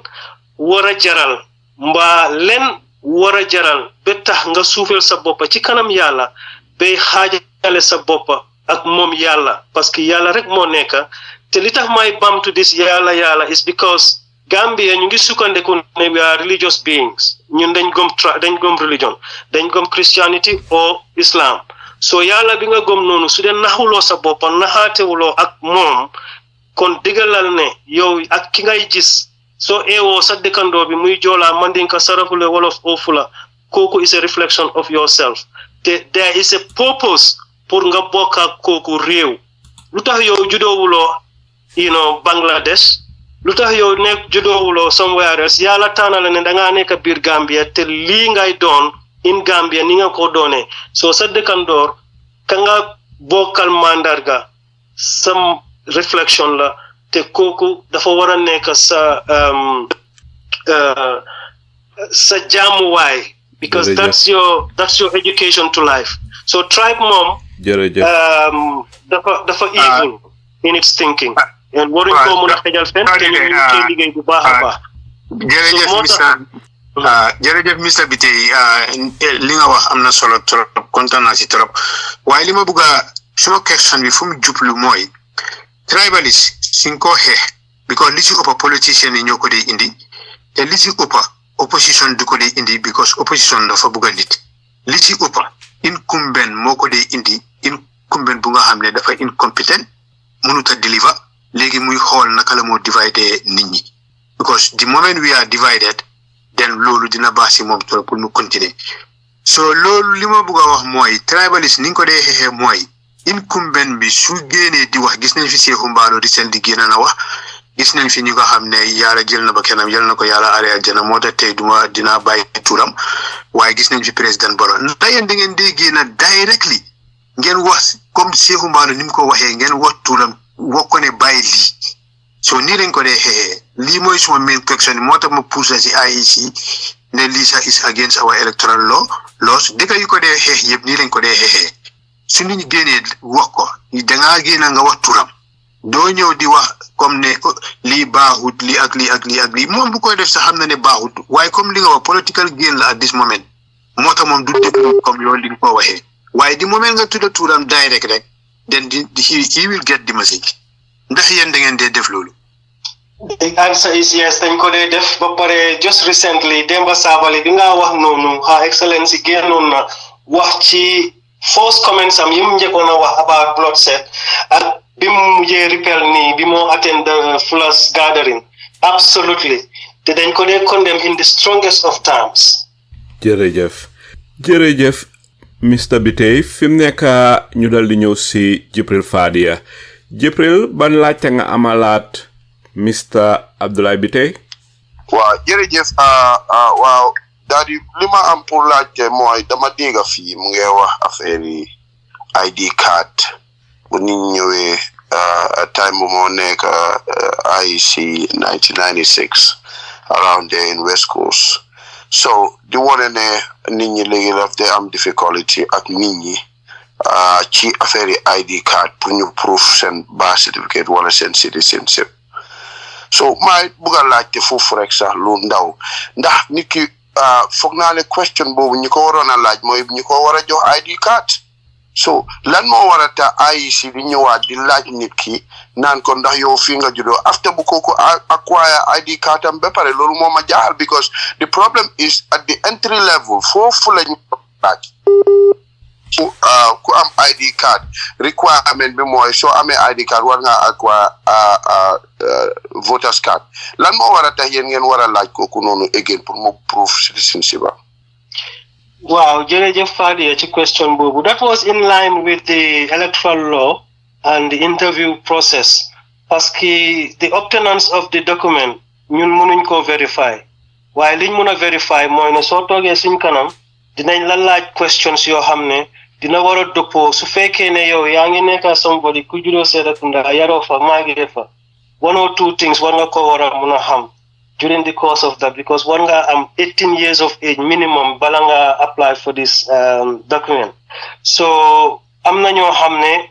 they may not be able to prove ne Gambian line just because ñu ngi am ID card. Reasons where niñ obtain on ID card, which was out of our domain. Yes, the entrance point more wara clean, more wara clear. Hence, li ñoo wax ni pour changes yi wara am. Jox la example, man maa ngi jógee Gambia bu yaagut, and I was actually renewing my own ID card. And within that, I was told ne ñoom dañ own nawek so much money. They have not renewed the contract with Seamless. And then Seamless send machines young for, they are now stopping their machines. And so we can only get a receipt to present. So legi, all of the above, more la won systemization modest in Gambia. Lana ko waral ñaka xam li nga buga def o ñaka buga askan wi am o aga fiñ wara aga. Bum ci mun di doon benn bi wara jiitu mooy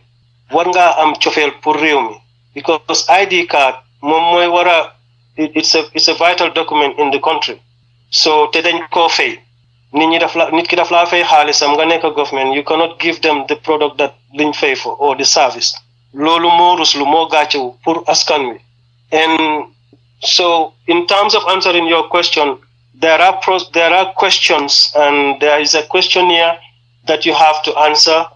so ñëwee pour registration at the time. But most of the people were coming with alkalo attestation. Jërëjëf. Or ID card bu expired. Jërëjëf Mr. Bittaye. Go ahead, Jibril, foog na am nga follow-up question. waaw beneen bi moo nekk ñu ngi doon di laajte ndax moto yi time boobu suñ ko defaan fekk in sport counting bi amul ñuy travel ak lifin box yi ballot box bi ne yow wax nga ne is possible pour ñu jël combine ballot boxes yi jàmbur yi ci kaw truck bi man I it's very difficult for me to believe that li tax mooy dañ ko dee seal bu nekk dafa am number. Point of correction, sir, I didn't say that. Okay, all right kon si waxtaan bi la xëy na dama ko pick up ni okay ñi dee wax ne pour si truck bi dañ dee sàcca vote yi man njëkka la laaj ci loolu ndax loolu possible na pour nit ñi mun a jël kees yi jàmbur sotti ko si beneen kees, is that possible? So bàyyi xel xaw ma da yaa ngi woon on the call suma statement be Saliou di ma tooy ne na dama doon naa sympathize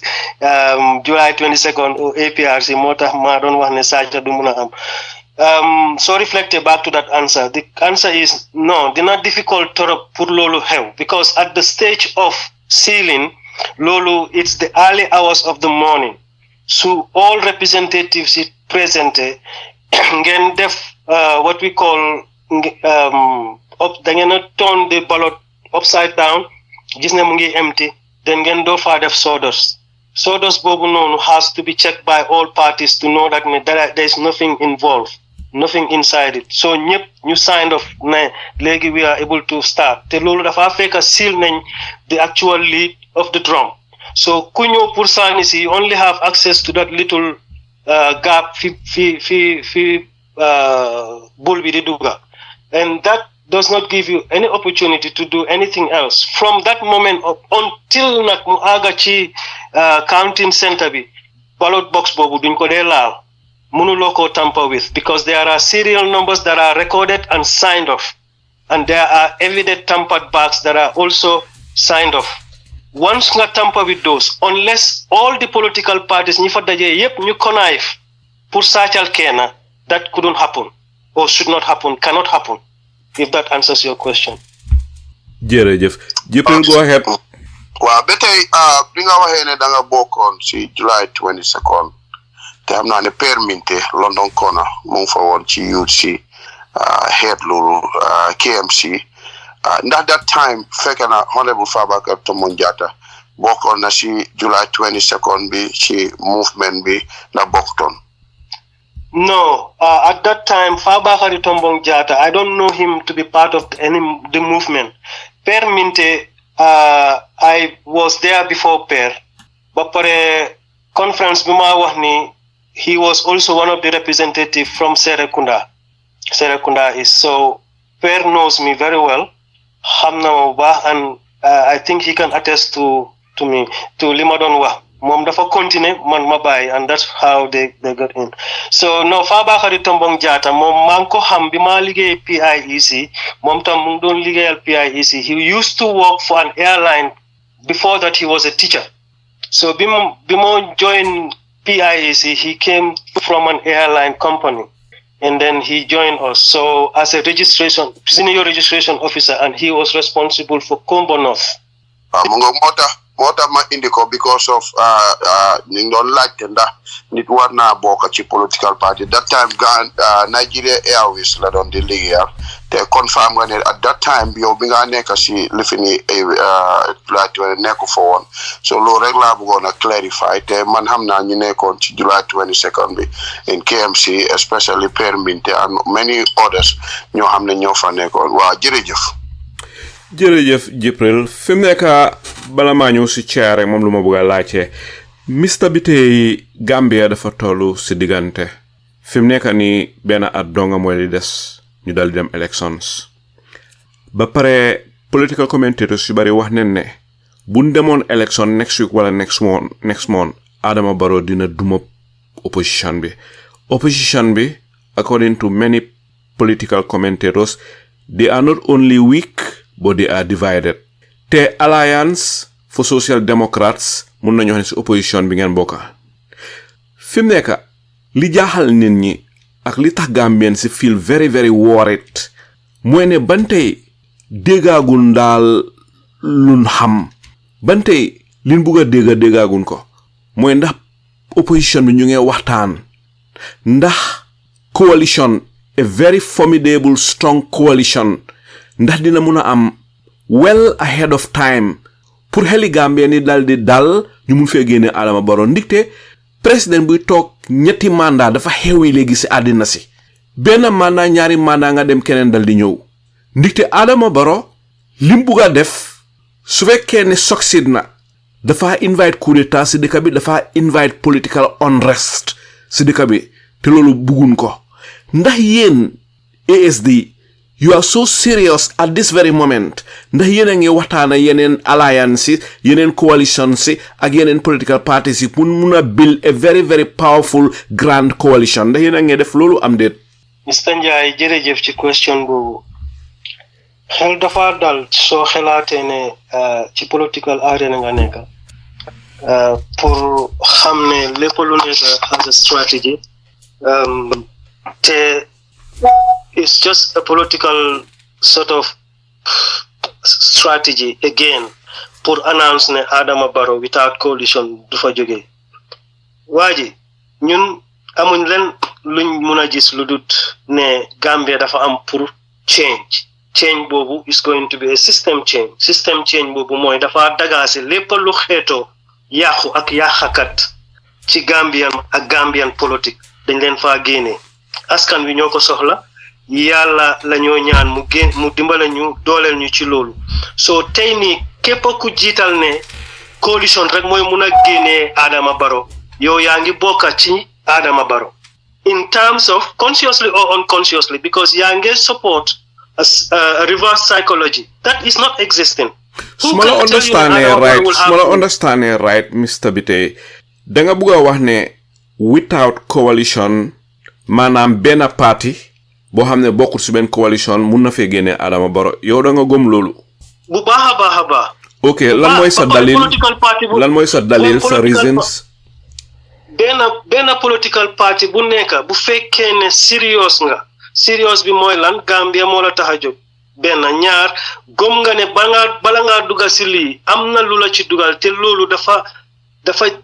bokk ci yow li nga jox jëflanteeg sa borom bi ne lii it's a mission for you then lan moo war a tax nga xool ne doo ko waruloo succeed. xam nga lan la Gambian yi di wax Mr Bittaye Gambian yu bari jiital ne baalal ma Mr Bittaye Gambian yu bari ñu ngi wax ne mbépp political leader wala politician buy wax ne he can do it alone without a coalition believe ne mun na fa génne Adama Barrow ñooñu wala kooku si boppam most likely dina dem form coalition ak Adama Barrow ndikte political commentators yu bari dañ wax ne te li ma la wax nii bugga naa Mr Bittaye nga def research political commentators yu bari dañ wax ne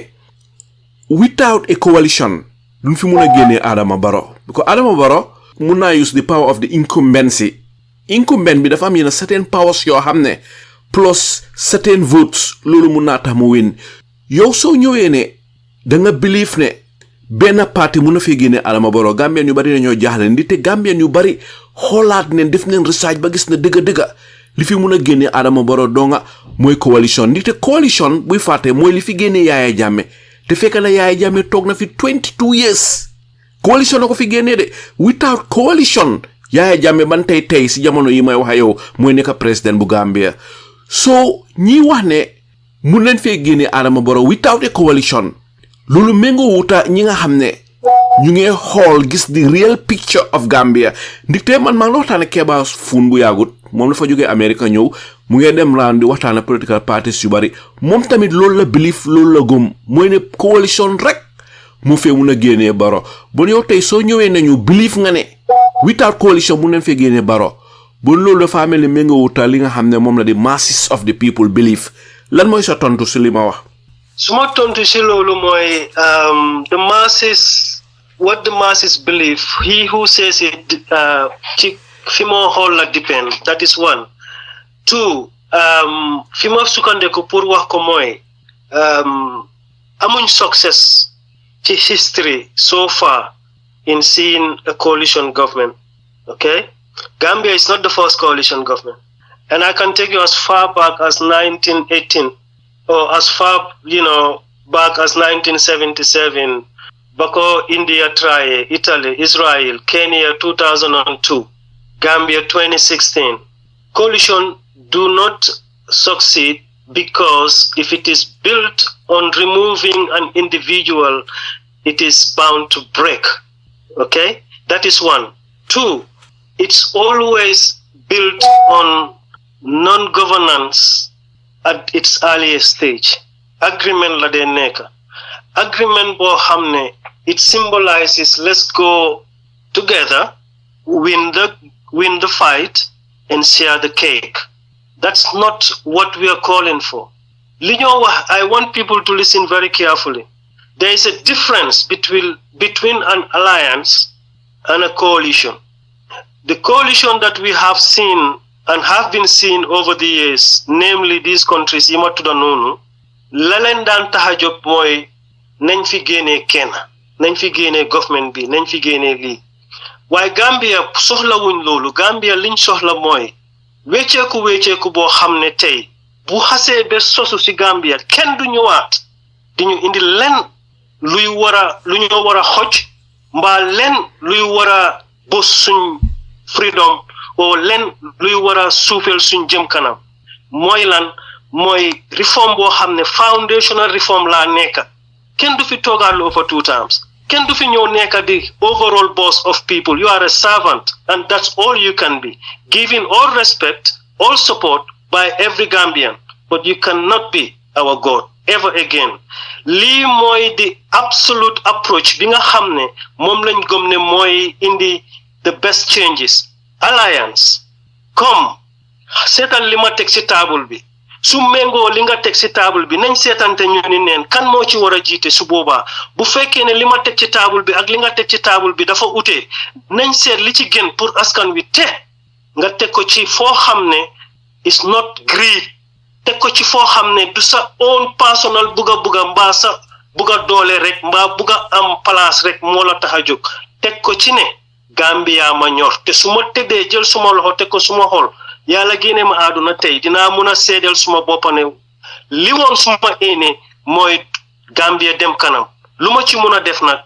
def naa ko ci oo dinaa ko def moo xam ma nekk di balekat bi moo xam ma nekk di clerk moo xam ma nekk di ma laajaat la rek Mr Bittaye yow Mr Bittaye ngeen da nga gëm ne benn parti mun na fee génne Adama Barrow su fekkee ne loolu nga gëm ban parti nga foog ne moo fee mun a génne Adama Barrow parti boo xam ne du bokk si alliance du bokk si benn coalition parti boobu kese parti boobu kondong moom rek mun na fee génne Adama Barrow ban parti nga foog ne moo mun loolu in Gambia at this point in time su fekkee ne da nga identify party mooy group of people ñi nga xam ne politique ñor na leen bëgg na ñoo change Gambia am nañ njiit bu correct am nañ taxawaay bu correct every one of them has the potential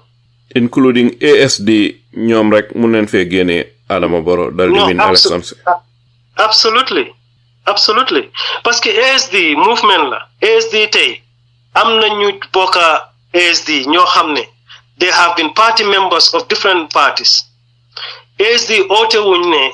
nañ def this thing when we win we go and run the government no ASD is a movement saying okay we are going to make sure that we will effect change this change we are going to effect we're going to be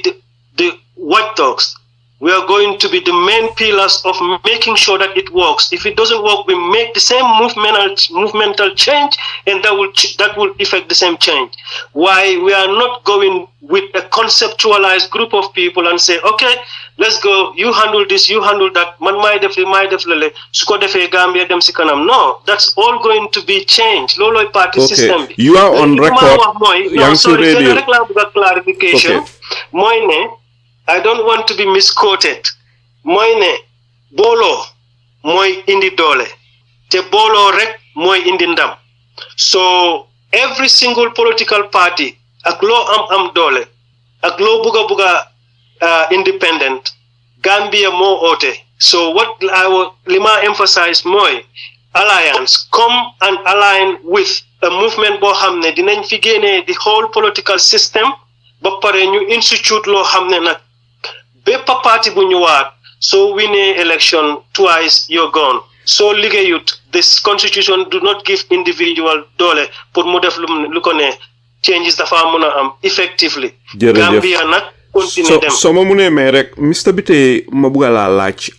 fii balaa elections 2026 next year ndax da nga bëgg a wax ne ASD Alliance for Social Democrats duñ bokk si benn alliance duñ bokk si benn coalition di nga ko mën a jël briefly rek nga answer yes or no ASD dina bokk si alliance wala coalition am déet ASD is an alliance so answer that question bi ASD ndax dina bokk si coalition fii balaa 2026 ASD moom laa la wax is an alliance calling for all political parties to come and join us mu mel ni yéen da ngeen bëgg a ñu leen ñëw join waaye parewu leen pour dem fekki kenn waaw wala déet I think that in a political sense is a very sensitive question and it's not really a question I want to answer directly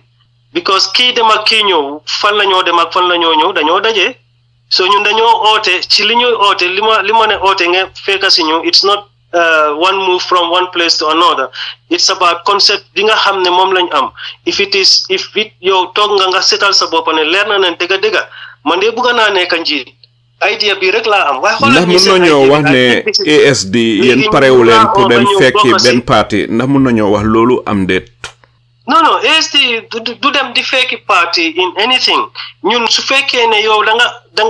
la doy nga bëgg a liggéey ak ñun da nga ñëw liggéey ak ñun Gambia ñu ñor suñ fekkee ne gis nañ ne tey Gambia ñun ñëpp dañ war a daje fi Gambia njëriñam nekk ñu oote fa ASD dafa jiitu waaye li nga xam ne duñ ko def mooy change the principle pour delluwaat ci political party system ou delluwaat ci coalition bi nga xam ne moom lañ defoon mu féelaat waaye dañ war a jàng suñ lessons if we keep repeating the same thing over and over again sanity mënuñoo claim sanity ndax mun nañoo wax ne ndax mun nañoo wax ne mun naa am balaa next election yi mun naa am ASD dem into alliance ak NPP ndax loolu lu possible la am déet. Absolutely, possibilities are endless. APP they know they want something for Gambia. If that is genuine in them and see ASD as their, pillar to do that. Mr. Bittaye, yow gis nga Gambia turmoil bi nekk. Mr. Bittaye, gis nga Gambia si coono bi nekk, gis nga corruption gi. Gis nga mbiri xale yi barki last week rek by this time ñu ñaange wóor mbedda mi demonstration si xew Gambia gis nga ñàkka gi xew Gambia gis nga contract si nga xam ne kenn xamul boppa bee geen gi baat contract si nga xam ne nguur gaa ngi si duga gis nga di Sénégambian bridge gis nga contract bin am ak Al Bayrak di Sanyang port ñu ne concession contracts yoo xam ne yi is not good for Gambia gis nga corruption gi polls they are out there ba nga xam ne di recent polls bi nga xam ne mooy lifin the majority of Gambians bugun Adama Barrow dem etatam bu yaagut la fi Julius Maada Bio dal di jékki-jékki rek ñëw Gambia li ko indi State House bante leeralu nal ma ko indi liñ si am rek mooy rumors li ñun ñuy wax ne dafa ñëwoon pour woon ko pour bu mu dem utali ñetteeli mandat NPP at this very point most Gambians dañ leen gisee ne it is a very unpopular party ba pare nguuri Adama Barrow gi the majority of Gambians den doyal si Adama Barrow bon yow soo ñëwee tey di wax ne mun naa am yéen ngeen align. Mr. Njai, point of correction. I thought you said APP. Déedéet waxuma APP de man maa ngi wax ASD yéen laay wax. Ak NPP. waaw seen parti bi yow sa parti bi ndax mun naa am ngeen dem def alliance ak loolu laa la laajoon xam naa da nga miss word bi man ASD laa wax waaw. ok tontu foofu ndax ASD di ngeen dem join Adama Barrow am déet. The answer is a emphatic no. Why pour support the answer of that vehement no, moine this is the most destructive government ever Gambia experiencing. So it's a toxic government. It's a toxic transactional government full of deals, lack of empathy and love for the Gambian people. Amun jubluwaay ak jëfuwaay bu dëppoo ak réew bu war a jëm kanam. So yes, I absolutely condone no. Duñ musa bokk ak NPP pour continuer ak Adama Barrow this government. jërëjëf ndikte tiitoon naa torop bul tiit bul ragal waaye yow waxtaan nañ xëj na that was the part da nga misunderstand on because ASD la wax yaa ngi fonda APP waaye fi mu nekk yëpp leer na so Dudu Ndaw gis naa ne duga si na ñu daal di may Dudu Ndaw mu daal di laajte su ko defee ñu daal di ñëwaat si paneliste yi ku nekk daal di joxe closing question am rek su ko defee ñu daal di tëj daanaka ñu ngi fi 2 hours 15 minutes Mr. Ndaw over to you. Assalamualaikum askani Gambia radio assalamualaikum mbokki déglukat yi yëpp maa ngi nuyu suma broda si nekk ci panel bi yëpp di leen nuyu di leen santa doore ko subu chairman Mbodj Jibril Fadia broda Cheikh Yasseex di nuyu Brahma di bayit suma broda di tatagal nag ki nga xam ne moom moo di suñu guest bi tey di Mr. Bittaye nga xam ne moom moo di chairman of the Gambia mu ne social democratic is it movement la xaw ma Alliance for Social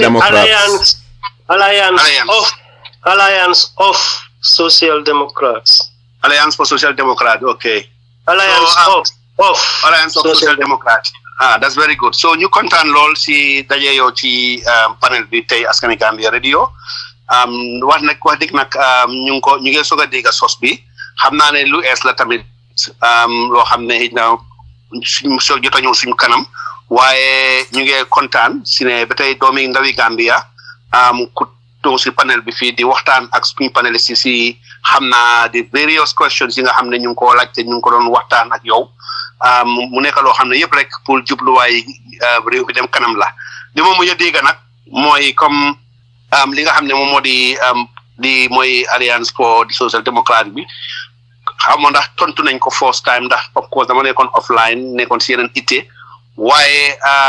xam naa ne li nga xam ne mooy nekk di sosu si mbootaay ci biir réew mi of course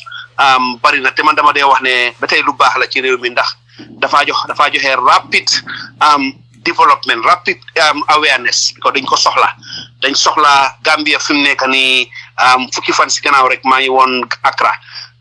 te gis naa ne wax dëgg na yàlla su ñëwee ci politique su ñëwee ci social economic and all the environment legal and everything rek wax dëgg na yàlla Gambia dafa mel ni 10 out of 100 so pour ñu gis ñu mel ni yéen taxaw di sos ñu mel ni di pare pour jël leadership taxaw pour sosu ànd ak nit ñi liggéey dafa mel ni loolu yaakaar la bu mu wane ne Gambia tey ndaw yi ñu ngi pare pour jël di lead ñu kontaan si lool waaye li ma la bëgg a laaj rek moo di ne fu nga toll nii ci Gambia ci li nga xam ne mooy alliance bi yan yëngu-yëngu ak ñaata weer bi ngeen dooree ak léegi ndax maa ngi ko soog a dégg te man maa ngi Gambia fi mu nekk nii waaye ñaata kaan ngeen nekk di liggéeyee ak ñan ngeen nekk di liggéeyal ak liggéey bi ban direction lan mooy seen road map daal ci 2026 yooyu du xalawa dimbale du parti Mari Sok mooy seen leader bi du nekkul ne léegi la gaay form seen parti bi Mari Sok mooy seen leader bi du ok jërëjëf mu ngoog waaw loolu moom ma rëccoon nag ci waxtaan bi ma ngay jégalu ci loolu broda bi tey Mari moom xam nañ ko bu baax mu jigéen ji nga xam ne wax dëgg ci Gambia political fray bi moom it mu ci def ñaax bu am solo nekk jigéen boo xam ne it wax dëgg si suñu biir ñu ngi koo bàyyi xel bu baax te ak kontaan nañ tamit ba tey ci gis ne rek ne ñu ngi ci opposition bi ba léegi ndax loolu moom dañ ko need women representation kon Mr. Bittaye ñu ngi jégalu ñu ngi retract back that question di waxaat rek ne ñu ngi look forward to working with you ndax ñun diñ fi nekkee rek mooy fexe ba daal ñu gisante ndax Gambia bari na borom yi xam-xam international ak national inside but problème bi mooy rek ne ñu toog ci table nangutoo move mbir mi to next step te maa ngi am yaakaar bu baax to work with all of you inshallah towards the 2026 jërëjëf alaaj waaw jërëjëf I guess there is no question waaye jërëjëf ci comments yooyu waaw 2018 lañ set up on ASD waaye ñu ngi ko register in 2019 so dulu es at all te soxna Mari Sok ñi ko xam bari nañ yëngu-yëngum tam bari nañ stratégies yi nga xam ne ñu ngi ko employ li tax mu réer nit ñi tuuti mooy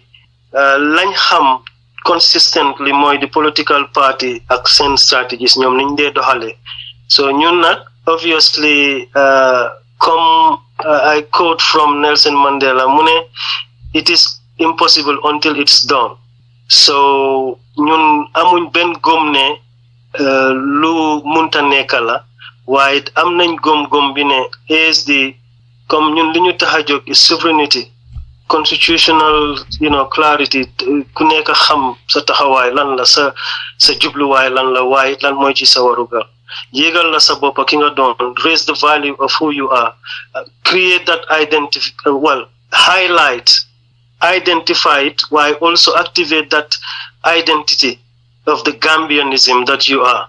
empower you as an individual bi nga xam ne moom mooy war a tax ngay toog ci nguur pour liggéey fa doo am kersa bay sàcca doo am kersa bay tapale doo am kersa ci sa boppa bay def leneen waaye di nga am dëgërluwaay bu em ni you are well equipped well valued waaye well protected so you can do what you are supposed to do for the purpose for which you are put there ndik dinañ la leeralal peng ne askan wi ñooy sa boss ñoom ñoo la fa teg ñoom nga war a liggéeyal tey jafe-jafe yi ñuy jànkuwanteel statistically there's so much soo demee ci health sector bi for example tey nga am a huge amount of death rate si xale yi this childbirth nga am a huge amount of deficit ci areas like Mansokonko ay Kuntawur the mortality rate is too high te loolu is unnecessary they are avoidable things lii ci wàlli wér gu yaram bi is too much xoolal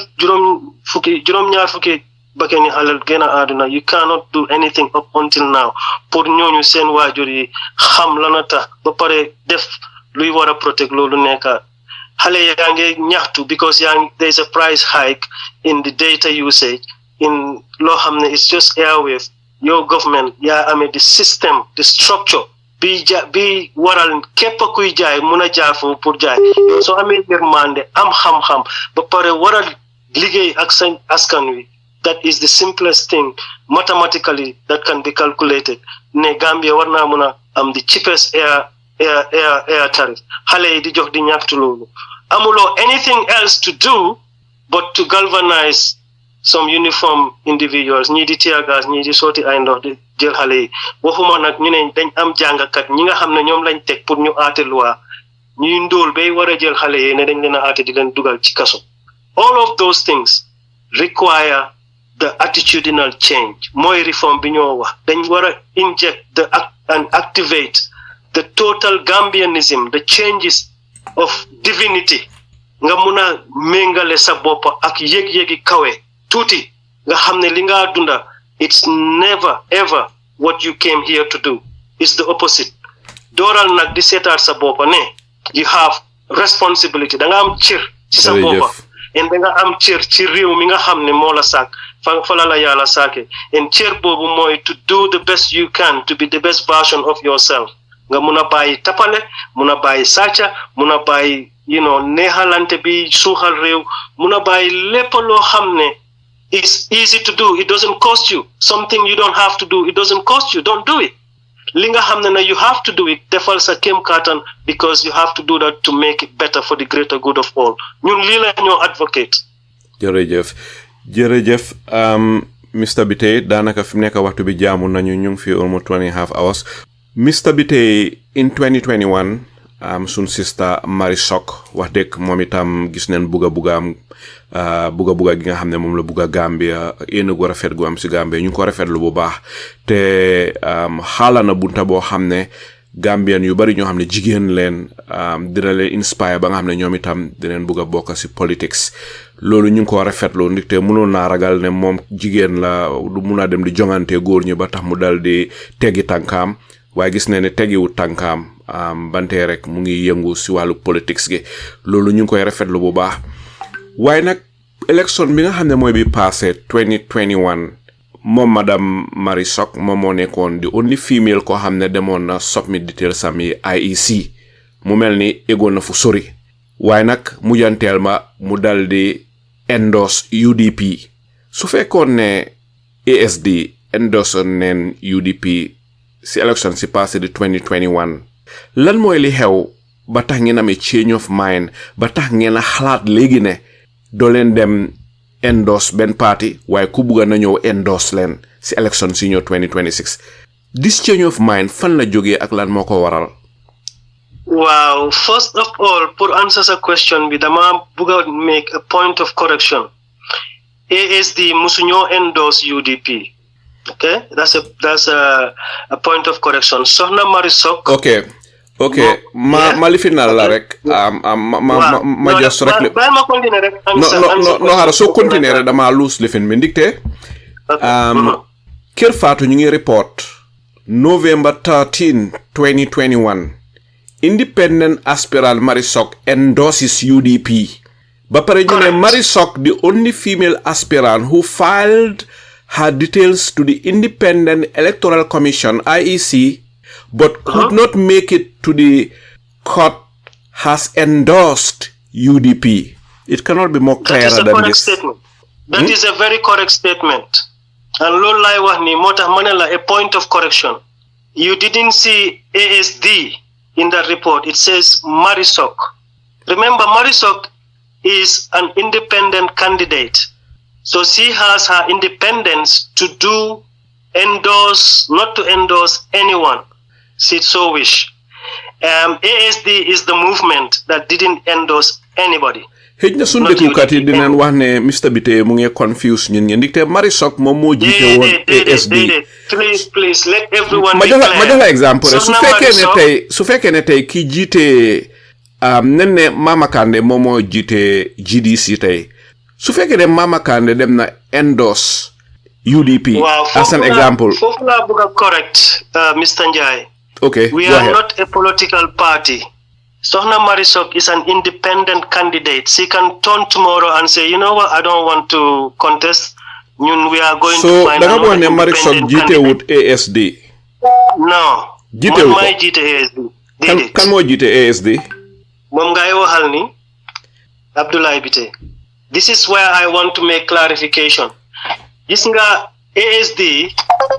is a movement boo xam ne dañuy tànn independent candidates, not only presidential, waaye every single electable office dinañ uti nañ seet ñoo xam ne they are independent in nature, can do the best job, ñu provide the best support we can. Suñ gëmee ne gëm nga ne lii moo war a yóbbu Gambia te méngoo naak li war a yóbbu Gambia te sa bopp taxul laa jóg. So loolu laa bëgg a clarify ne déedéet. kontaan naa ne clarify nga loolu waaye Mr. Bittaye Mr. Bittaye soo ma mee laa loolu rek pour déglukat yi. waaw soo ma mee rek nite li nga wax ni dafa conflict ak li Marie Sock waxoon xaaral ma jekkali la li nga xam ne moom la Kër Fatou dal di bindoon. So ñu ne déglul bu baax de li ñu wax fii Marie Sock ñu ngi ko quote moom Marie Sock mooy wax on the 13th of November 2021 mu ne I encourage all the Marie Sock ambassadors of ASD, Alliance for Social Democrat members, and all Gambians all over the world to stand with me in this new direction. We are going to use this opportunity to change the face of politics in the Gambia, she said in a statement on Wednesday. Mooy bi moo endorse UDP. Again, the statement is totally accurate. She encouraged, but that was not the stand of ASD. There is no conflict at all. Pour wax la the system bi nga xam ne moom la ASD taxawee. ASD, the movement is headed by a chairman, but then we appoint or we select an independent candidate who we will support. Marie Sock happened to be part of the starting stage of ASD because ASD then ko form ne nañ dem approach ko pour mu lead ñu. Does that make sense? Why nekkut the leader for the movement once he became the candidate. When you are a candidate, you cannot be the head of it's a conflict of interest.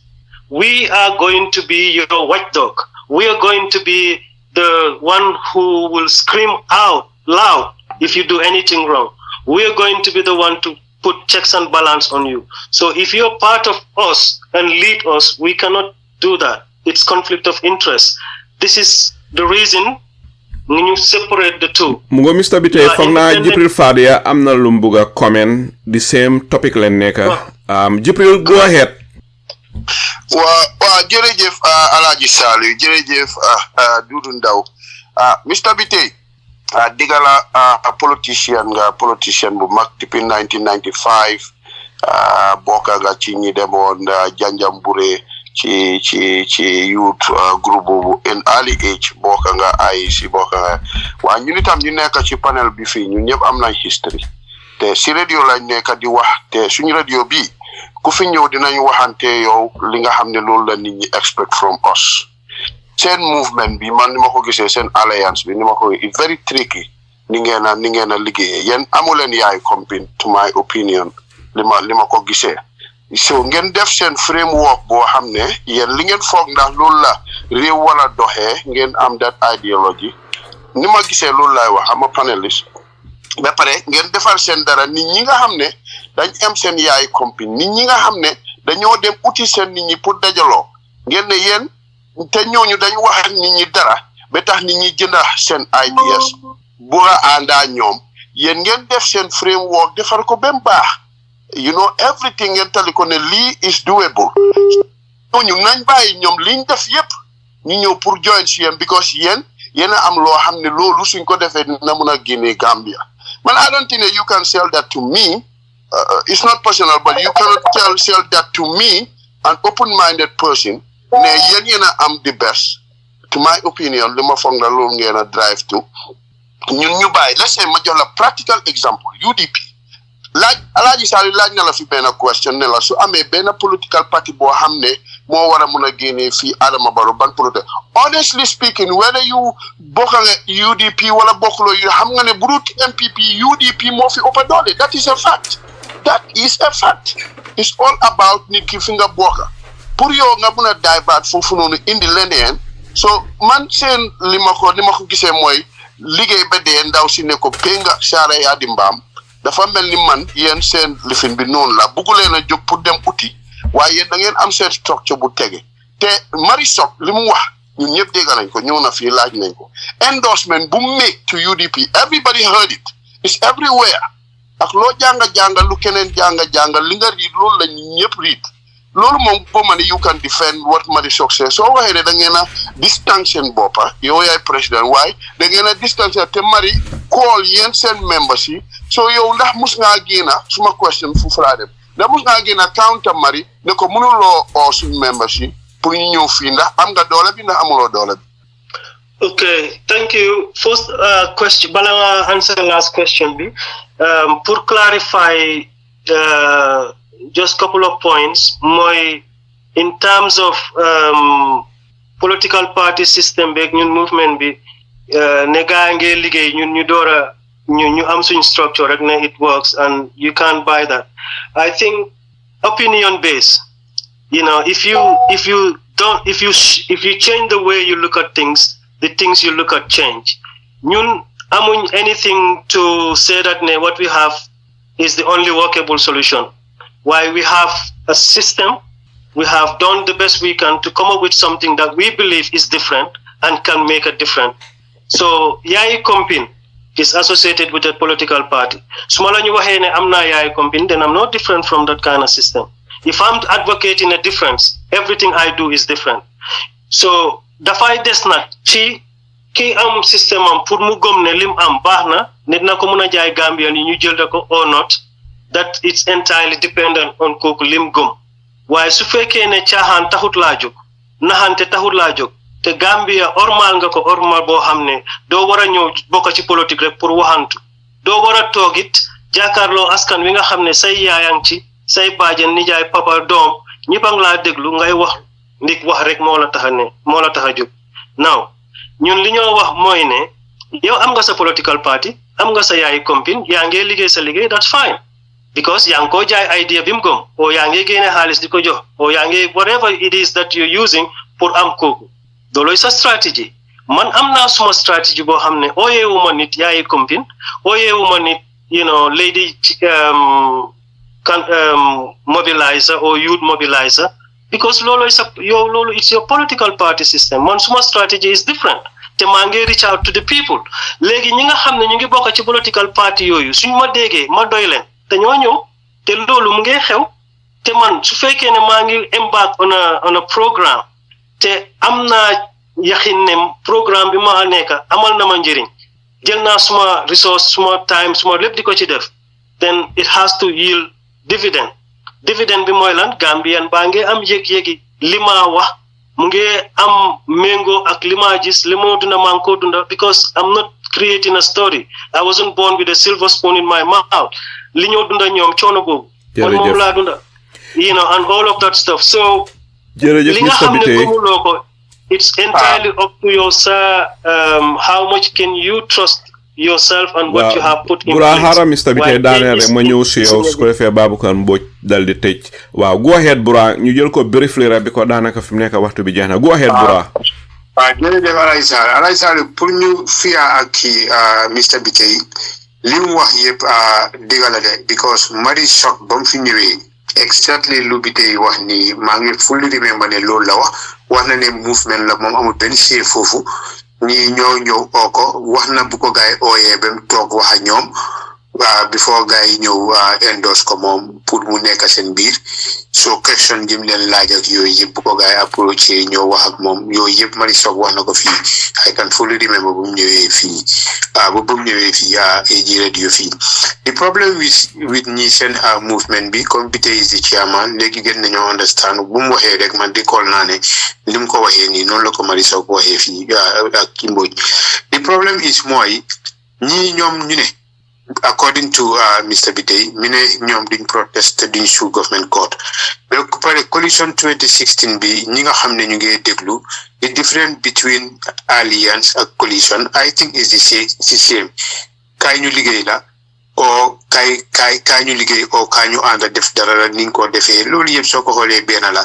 soo dafa mel ni kuy déglu interview bii nii dina ne waa moom Mr Bittaye lan moo tax mënut a point out ne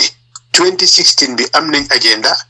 te agenda bi 2020 draft constitution yi moom yi moo wax reform yi term limit bi yooyu yëpp mu ngi si 2020 draft constitution bi Adama Barrow moom mooy use powam dawa 1997 bi mu bribe ay député ñooñu saani ko bu ko ñooñu saanee si problème bii lañ nekka to problème bi ñun ni nga ko solfee loolu lañ nekk di xalaat waaye soo ñëwee nga ne mu mel ni yow sa wax bi ñële foofu agenda amu fa su fekkee ne agenda amu fa bon dafa mel ni bon Adama Barrow lim def comme moom dafa nekkoon lu nga xam ne kaay dañu génnee président rek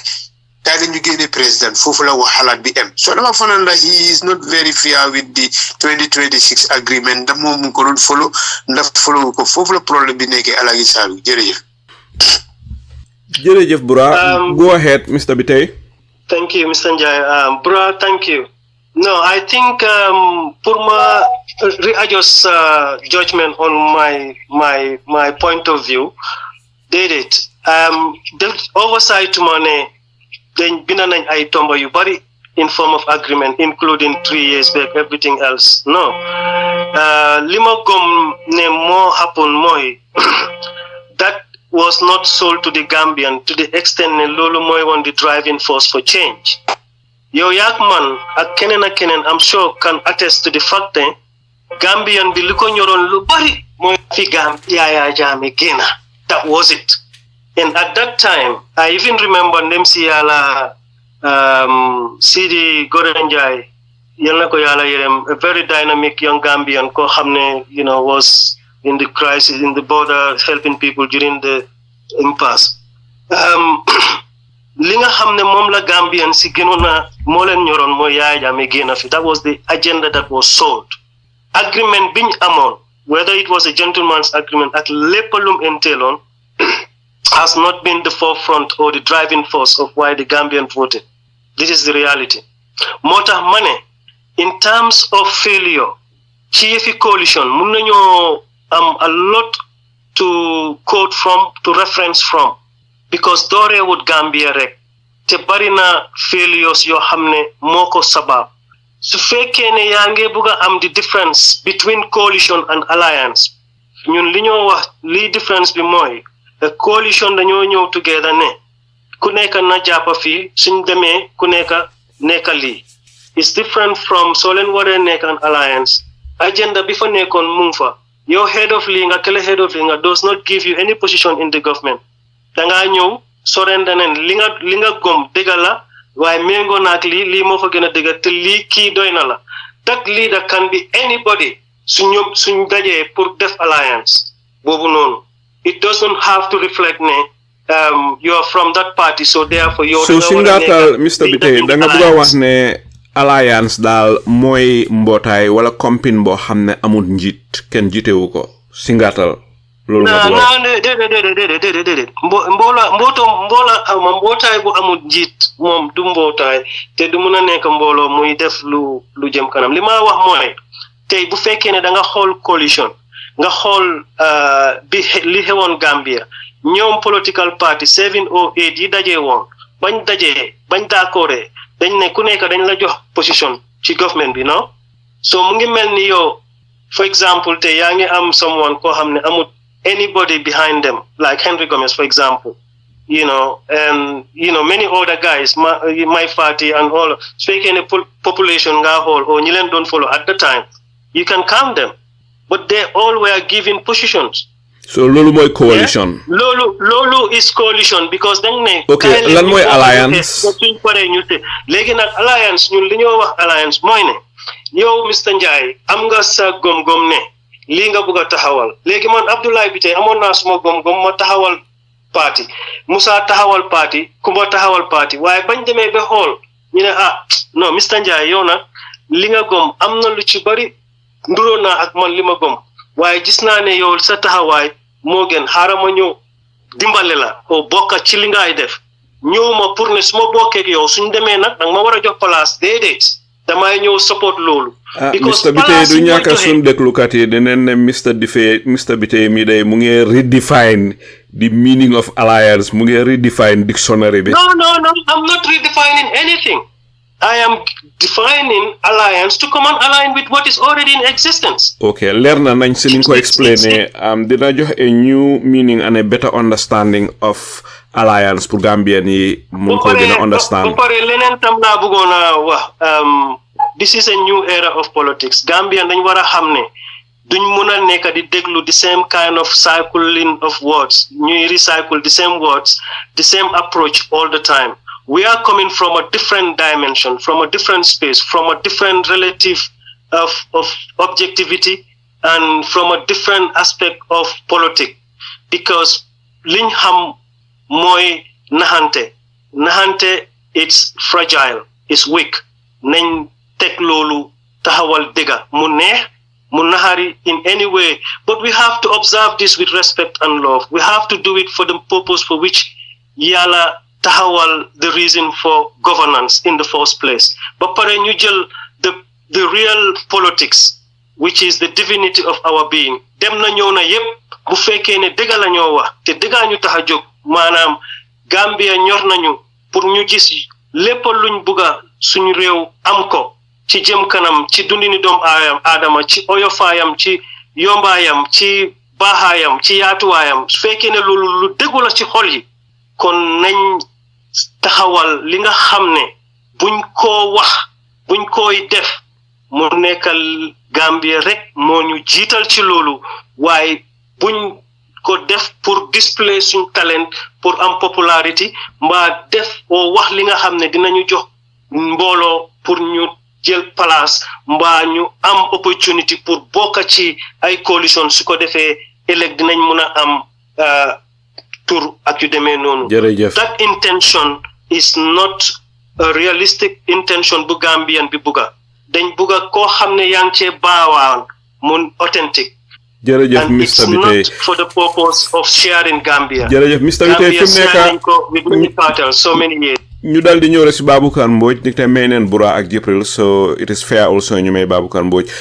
chair di nga ko mën a jël briefly nga laajte di last question rek su ko defee ñu dal di may Mr. Bittaye mu def closing statement am ñu dal di tëj go ahead chair over to you. waaw dinaa ko jël briefly Alhaji Saliou waaye before ma laajte question bi man li ma déglu si Mr. Bittaye about the coalition dafa mel ni moom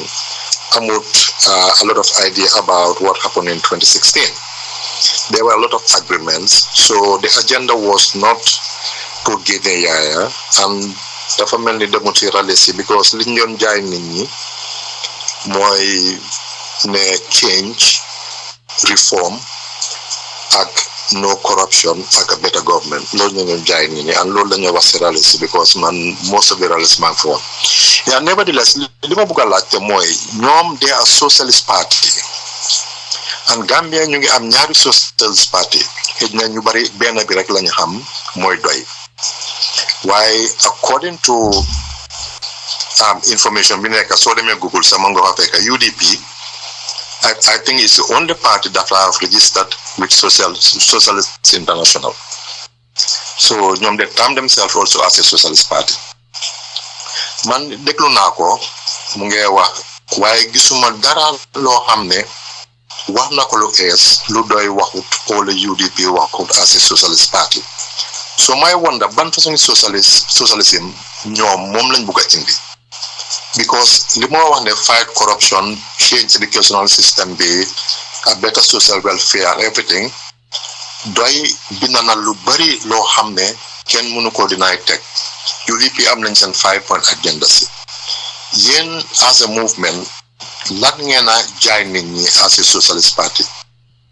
loolu laay la waaw sa question bi answer ko is very simple jaayuñ leen nit ñi as a socialist party because we are not a socialist party. Then I'm confused. Okay, you are a socialist movement or a party because a party and a movement contests for election is almost the same. Okay, let's say as a socialist movement. What kind of socialism moom ngeen a jaay nit ñi loo xam ne UDP ak doy waxuñ ko already. Sub question boobu I cannot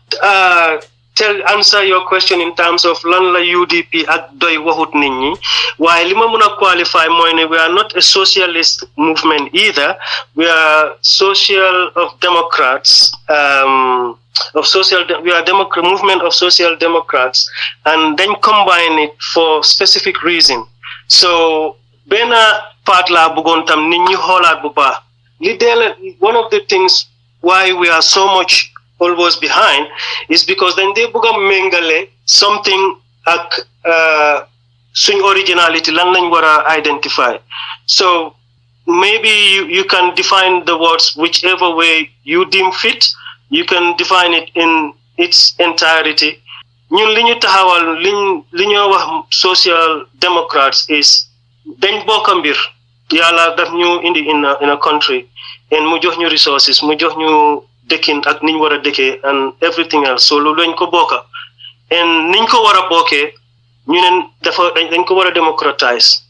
and these are the two elements to it liñ bokka ñu bokka ko sama and that's it. Anyhow you want to dive deeper into its complicated, or in its intricity in terms of what you might want to define it as out there, that doesn't support Gambia's nature. It's entirely of opinion based. And that is where we are wanting to draw everyone to. Moine, it's a new chapter, it's a new thing. Everything has to look different in its entirety because the end result has to be different. We don't want to repeat the same outcome. But also to just touch quickly on the agreements of the coalition. Yes, I did. And attend some of the rallies. Yes, I did. And I have listened to most of them. Why the party rallies in Landef and everything else, the driving force for the change is to be measured. It was based on changing Yaya Jammeh. Because Lolo more reflect in reality at the end of it, the Lolo Tahmu fail. And that is why I'm saying that. So change in its entirety will mean don't you together as a cluster or group of political parties. You agree to come together so that you can conquer an entity or a ruling party. And then all of your agreements are based on sharing. That is in itself selfish, because nit ñi ñoo war a tànn kan moo leen a jiite yow su fekkee ne da nga wane all the political parties come together and then we choose one among them waaye kuñ ci mun di choose then the rest will all be given ministerial posts. That capability might not be with a political party leader. He might not be able to man a political appointee is different from a technocrat. A ministerial post is a technical role. Therefore, require somebody who muna administer properly. So when you put politicians together, ngen share the piece of the cake. Lolo moy the same downfall. Go, Mr. Bittaye, Mr. Bittaye. Go ahead, Chair. Lolo Tamanela hit the read law on the agreements or declaration because not even any party on Osama knew on the Nekasi government. It was supposed to be Barrow and the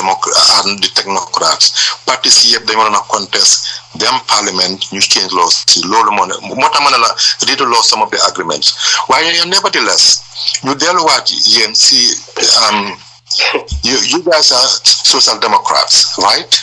Lulu an advocate. Linga wax ni yeb mom la doy di wax for the past 30 years. Why ye ñu nga wax ne lu es ngeen indi. Lan lu es ngeen indi lo xamne doy waxaguñ ko o UDP waxaguñ ko as a social democratic party. Man lo lay laajte. Well, I think throughout the conversation what time deliberated a lot about difference and similarities of DOI and ASD.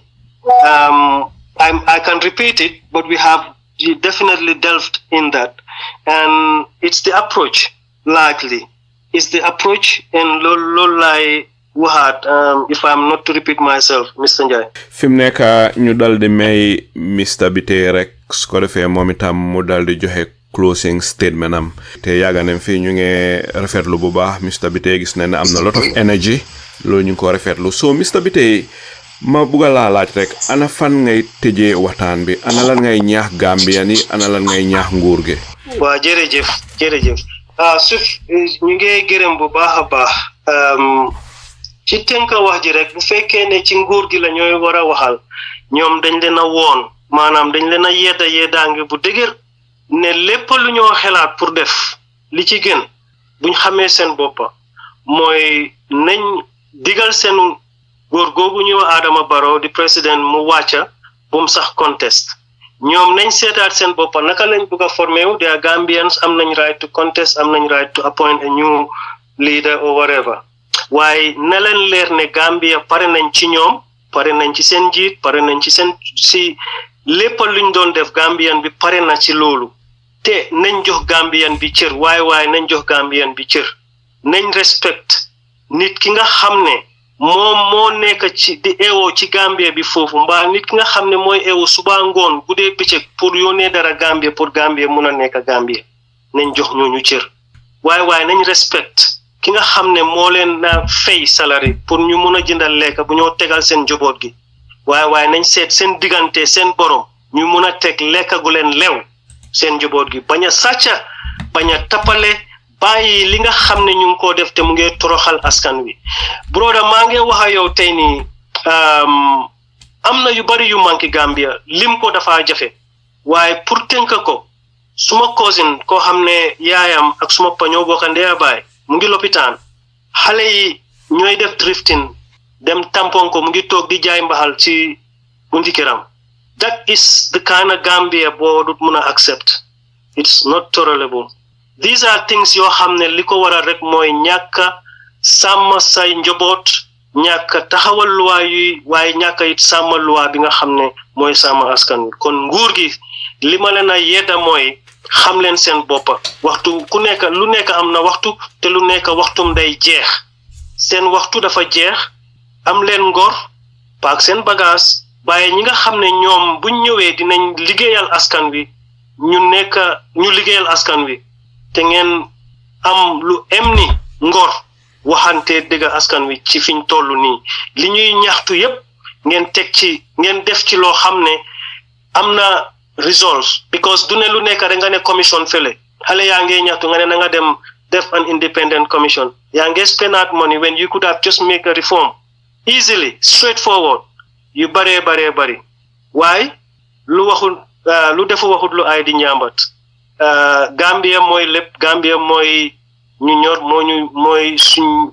moo ñu njëkk gën moo ñu jiitu te Gambia moo toppa ñu ngi leen a wax ne rek képp koo xam ne yaa ngi oote tam ne da nga bugg a jiite réew mi seetaatal sa boppa bu baax na ene bi set bu mu ànd ak agenda boo xam ne bés dina jot nañ ko gis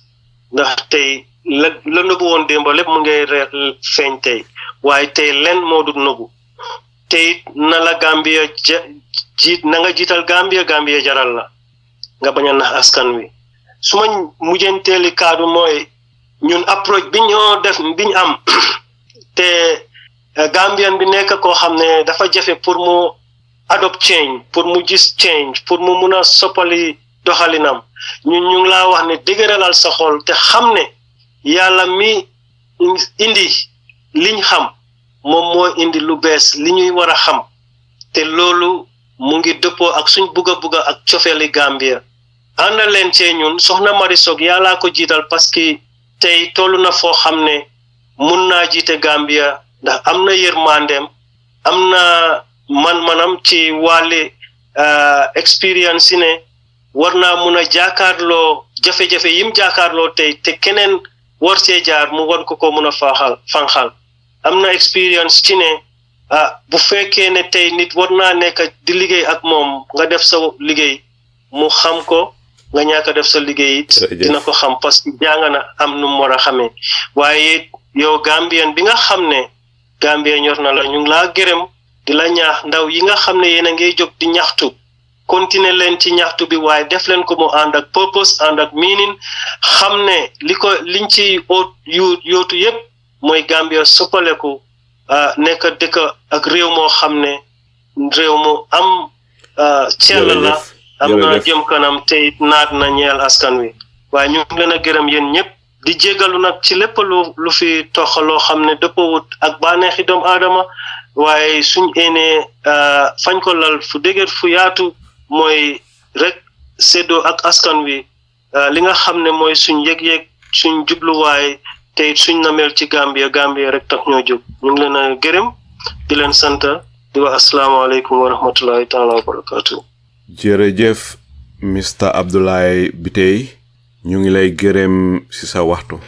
di la gërëm ci lépp loo xam ne séddoo nga ko askan bi ci programme tey bi ñu ngi gërëm tam eji panélistes yi ku mel ni Dudu Ndaw sun chairman Baboucarr Mbodj Diba ak Jibril Fadia ba pare di jaale waat rek Gambia ndikte Dembo Baye Foss moom leen fi jot ne génn na àddina fan yi ni ñu jox gannaaw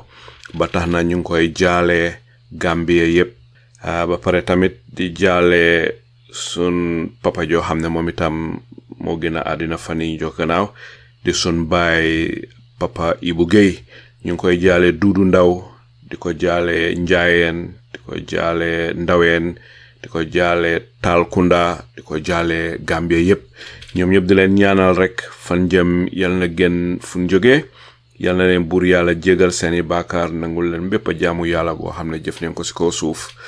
mbokk yu tedday Gambia ñun ñoo ko bokka si loo bokka nag warloo xaar ñun ñi daldi la ci ba tax na li ñuy xalaat ak li ñun ñi nama ak li ñun ñi nimse mooy Gambia bu bees nite gannaaw boo xamee ne Yaya Jammeh dem na Gambia dafa waroon a enter into a transition period ñu daldi am a transition government su ko defee ñu daldi régler li nga xam ne mooy li ñagasoon daldi tàlli li nga xam ne mooy li banku woon daldi leeral lépp loo xam ne lu leen moon na si ñaar fukki at ñaar yi nga xam ne moom la fi Yaya Jammeh daldi nekkoon waaye nag Adama Barrow ba mu ñëwee ba daldi toog ne xay nguur daldi ko jàppa instead mu def a transition moom dafa def a continuation bante Gambia bu bees ba nga xam ne moom leen nim sewoon moom leen namoon pour mu juddu bante judduwut moo tax bépp koo xam ne kii ñëw nga pour jiite Gambia war nga xam ne bante Gambia bi waroon a juddu te judduwut bante juddoogut bon donc bépp koo xam ne jël nga réew mi rek war ngaa fexe Gambia bu ees boobu dal di juddu waaye nag Gambia nit dal di leen tiit ndi benn at ak lu toppa mooy li des pour ñu dal di dem élection waaye nin gisee suñ politiciens yi ak nin gisee opposition bi bu demoon élection ëllëg Adama Barrow dal di leen duma dal di gañ dal di continuer toog fa te ñetteeli mandat mooy li taal dëkk yu bari taal na daay si dëkk yu bari ñetteeli mandat baaxut si dëkk ndite koo xam ne toog nga fa benn mandat loo munta def benn mandat defaloo ko ñaari mandat su la mee ñetteeli mandat doo ko def ñetteeli mandat baaxut waaye nag am na parti yoo xam ne ñu ngi wax ne ñoom kenn mun neen faa génnee Adama Barrow waaye nag based on the majority of political commentators ñoom leen gom ne only coalition mooy li faa génnee Adama Barrow gis ngeen suñ opposition bi ñu ngi leen describe political commentators ñoo ko wax de ñu ne di Gambian opposition is not only weak but it is divided waxtaan bi nga xam ne moo fi jàll tey bantey wane na rek ne opposition parties yi den am different kind of ideas waaye yëpp dina leer balaa ñoo egga si élection yi waaye nag dafa am lu Olof Njaay wax Olof Njaay ne acca ñu def ko joo gis acca ñu waxtaanee ko moo war a jiitu acca ñu waxtaanee ko googa gisagun ko si sun opposition party si de bantey gisagun waxtaan goo xam ne daal waxtaan bu dal sun xel la dégg na ne ñu ngi waxtaan waaye nag waxtaan goo xam ne yàgg na di continuer te déggun dara loo xam ne d'accord nen si booba waxtaan day moom yàgg na lool xamul nag fan lay mujjee waaye nag am na loo xam ne Olof Njaay waxaan na ko Olof Njaay ne kakataar ndax am na yaxub ndiga ñu ne yaa ko tey gis nga na muy doxee nite ku gis kakataar ni muy doxee ngay laajte ndax am na yaxub ndiga bon kooka moo tey li nga xam ne moom lay laajte nite ku gis kakataar ni muy doxee ak ni kakataar yéexee di jéggi benn par benn di nga war a xam ne li amul yaxum ndiga soo ku gis nag suñ opposition bi ni moo demee si jamono yi ak ñi nga xam ne ñoo bokk si political parties yi nga xam ne bantee rek kun si interview rek nga wax lu utee la sa moroom wax te fi mu nekk éene gi li mu waroon a nekk mooy ne dëgga ñun ñëpp dañ war a man ko génne fi Adama Barrow su Adama Barrow demee ba pare ñu seet naka la ñuy def déggun lu mel noona ko si laaj mu ne waaw bañun coalition am de waaye bu fekkee ne coalition dafay am ñëw leen join ñi ku nekk bëgg ngaa bokk si coalition waaye yaa ko bëgg a jiite ku nekk di xalaat ne waaw nag bi day bañumaa lekk si yàppa yi de waaye nag bi suma kër leen ko war a reyee te kenn parewuta dem fekki sa morom pour ñu reyee fa nag bi ngeen séddoo bondoog nag boobu moom fo naa ne repp de nag bi dina fa yàgga dañuy toog rek di xoolante nekk na lu daw yaram sa dëgga fi Gambia tollu tey mooy den waroon a am a very very strong opposition suñu amoon a strong opposition a strong coalition Adama Barrow dina xam ne dëgga jarul ma dem election because su ma demee du ma gagné bon xaaral ma am si ñaareeli mandat waaye file opposition bi is weak and divided rek Adama Barrow dafa capitalize si loolu ne opposition bi they are weak they are divided su xaaral ma dal di continuer chance rek su ma winee dal di toogaat ni te moom loolu la bugga soo gisee Adama Barrow di xalaat mbiri utali ñetteeli mandat bi ko opposition bu weak la gis opposition bu divided la gis lii mooy li daw yaram te lii moom la opposition bi waroon a gis dal di ne sun division bi dafa empower embolden Adama Barrow xaaral ñu come together su ko defee loolu na tiital Adama Barrow lii mooy li nga xam ne mooy li waroon a am waaye na amagut du ñàkk tamit dina am bala ñuy jegeeñ 2026 élection si lu neex du doy xanaa dañu koy dog rek dal di dem ba beneen yoon ndegem fii la waxtaan ji dal di am du def ludut dal di umba lépp loo xam ne sun gan gi Mr Abdoulaye Bittaye waxtaanee na ko fii ak lépp loo xam ne AG panel si waxtaanee nañ ko fii dal leen ko jébal bàyyi waxtaan ji mu continuer daw si seeni xel yéen Gambian yi yéen àttekat yi nga xam ne yéen àtte lépp loo xam ne déggee ngeen ko fii di leen gërëm di leen sant si déglu bi tel na ndimbalap yàlla wàcc si réewub Gambia seeni mbokka Saliu Njie salaamu aleykum wa rahmatullah wa barakaatu waaxiru daawaana an alhamdulillahi rabbil alamin